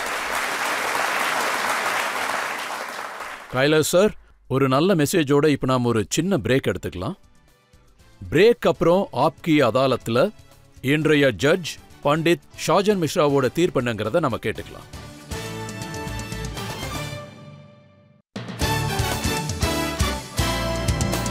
Welcome back. ஆப்கி அதாலத்தில் இன்னைக்கு நம்ம விசாரணை நடத்தணும் பத்மஸ்ரீ விருது பெற்ற பிரபலமான பாடகர் கைலாஷ் கேர் மீது. கைலாஷ் கேர் எல்லா கேள்விகளுக்கும் பதில் கொடுத்தாரு. ரொம்ப அழகா பதில் சொன்னாரு, கவிதைகளை சொன்னாரு, பாடி காட்டினாரு, ஃபுல் எமோஷனலோடவும் பேசினாரு. எந்த ஒரு கேள்வியிலிருந்தும் அவர் தப்பிக்க நினைக்கல. இன்றைய ஆப்கி அதாலத்தில் நம்மளுடைய ஜட்ஜ் பண்டித் ஷாஜன் மிஸ்ராவோட தீர்ப்பு என்னங்கிறத பார்க்கலாம். கைலாஷ் சார், உலகத்துல புகழ்பெற்ற பாடகர்கள்ல நீங்க ஒருத்தரா இருக்கீங்க. உங்களோட களத்துல, உங்களோட ஞானோன்ற களத்துல நீங்க தனியாளா இருக்கீங்க. இந்த வகையில விரிவாக்கமான நிறைய பாடல்களை கொடுத்துருக்கீங்க. அதே மாதிரி உங்களுக்கு சொற்கள் மீதுள்ள அறிவு, நான் பார்த்த வரைக்கும் நீங்க நிறைய படிப்பீங்கன்னு நினைக்கிறேன். நீங்க அதெல்லாம் படிச்சதுக்கான விளைவு உங்க வார்த்தைகள்ல தெரியிற அந்த உள்ளார்ந்த ஆன்மீகம். இதுல சந்தேகமே இல்ல, கடவுள் உங்க கூட வாழ்ந்துட்டு இருக்காரு. சொல்லப்போனா நீங்க ஒரு சிவபக்தர். அதே மாதிரி நீங்க பயன்படுத்துற சொற்கள் பாத்தீங்கன்னா ஒரு புனிதமான நீரோடை மாதிரி உங்க வாயிலிருந்து வெளிப்படுது. அது எனக்கு மிகப்பெரிய தாக்கத்தை ஏற்படுத்தியிருக்கு. உங்களோட பிடிவாதம், அது உங்களை நேசிக்கிறவங்களை எல்லாரையும் இங்க தெரியுது. உங்களோட தீவிரமான அன்பு என்னங்கிறது. நான் அந்த கடவுள்கிட்ட வேண்டிக்கிறதெல்லாம் ஒண்ணுதான். என்னோட பிரார்த்தனைகள், நீங்க இதே மாதிரி ஆரோக்கியமா இருக்கணும். இந்தியாவோட மாறுபட்ட ஒரு ஃபோக்க நீங்க பிரபலப்படுத்தியிருக்கீங்க. அது உலகம் முழுவதுமே மத்தாளங்களுக்கு மத்தியில மக்கள் கேட்கணும். அதே மாதிரி எங்க எல்லாரோட சார்பாகவும் உங்களுக்கு மனமார்ந்த வாழ்த்துக்களை தெரிவிச்சுக்கிறேன். நன்றி, நன்றி, எல்லாருக்கும் நன்றி, நன்றி. இதே மாதிரி பிரபல பாடகர் கைலாஷ் கேர் உலகம் முழுவதும் மக்களை என்டர்டெயின்மெண்ட் பண்ணிக்கிட்டே இருக்கணும். மக்களுடைய உணர்வுகள் விழித்தெழற மாதிரி அவர் எப்பவும் சங்கீதத்தை கொடுத்துக்கிட்டே இருக்கணும். மக்கள் மனசுல தேசப்பற்று ஏற்பட்டுக்கிட்டே இருக்கணும், பக்தியும் இருக்கணும். இந்த ஷோவை இதோட முடிச்சுக்கலாம். அடுத்த வாரம் நான் உங்களை சந்திக்கிறேன் இன்னொரு புது செலிபிரிட்டியோட. அது வரைக்கும் என்னுடைய வணக்கம்.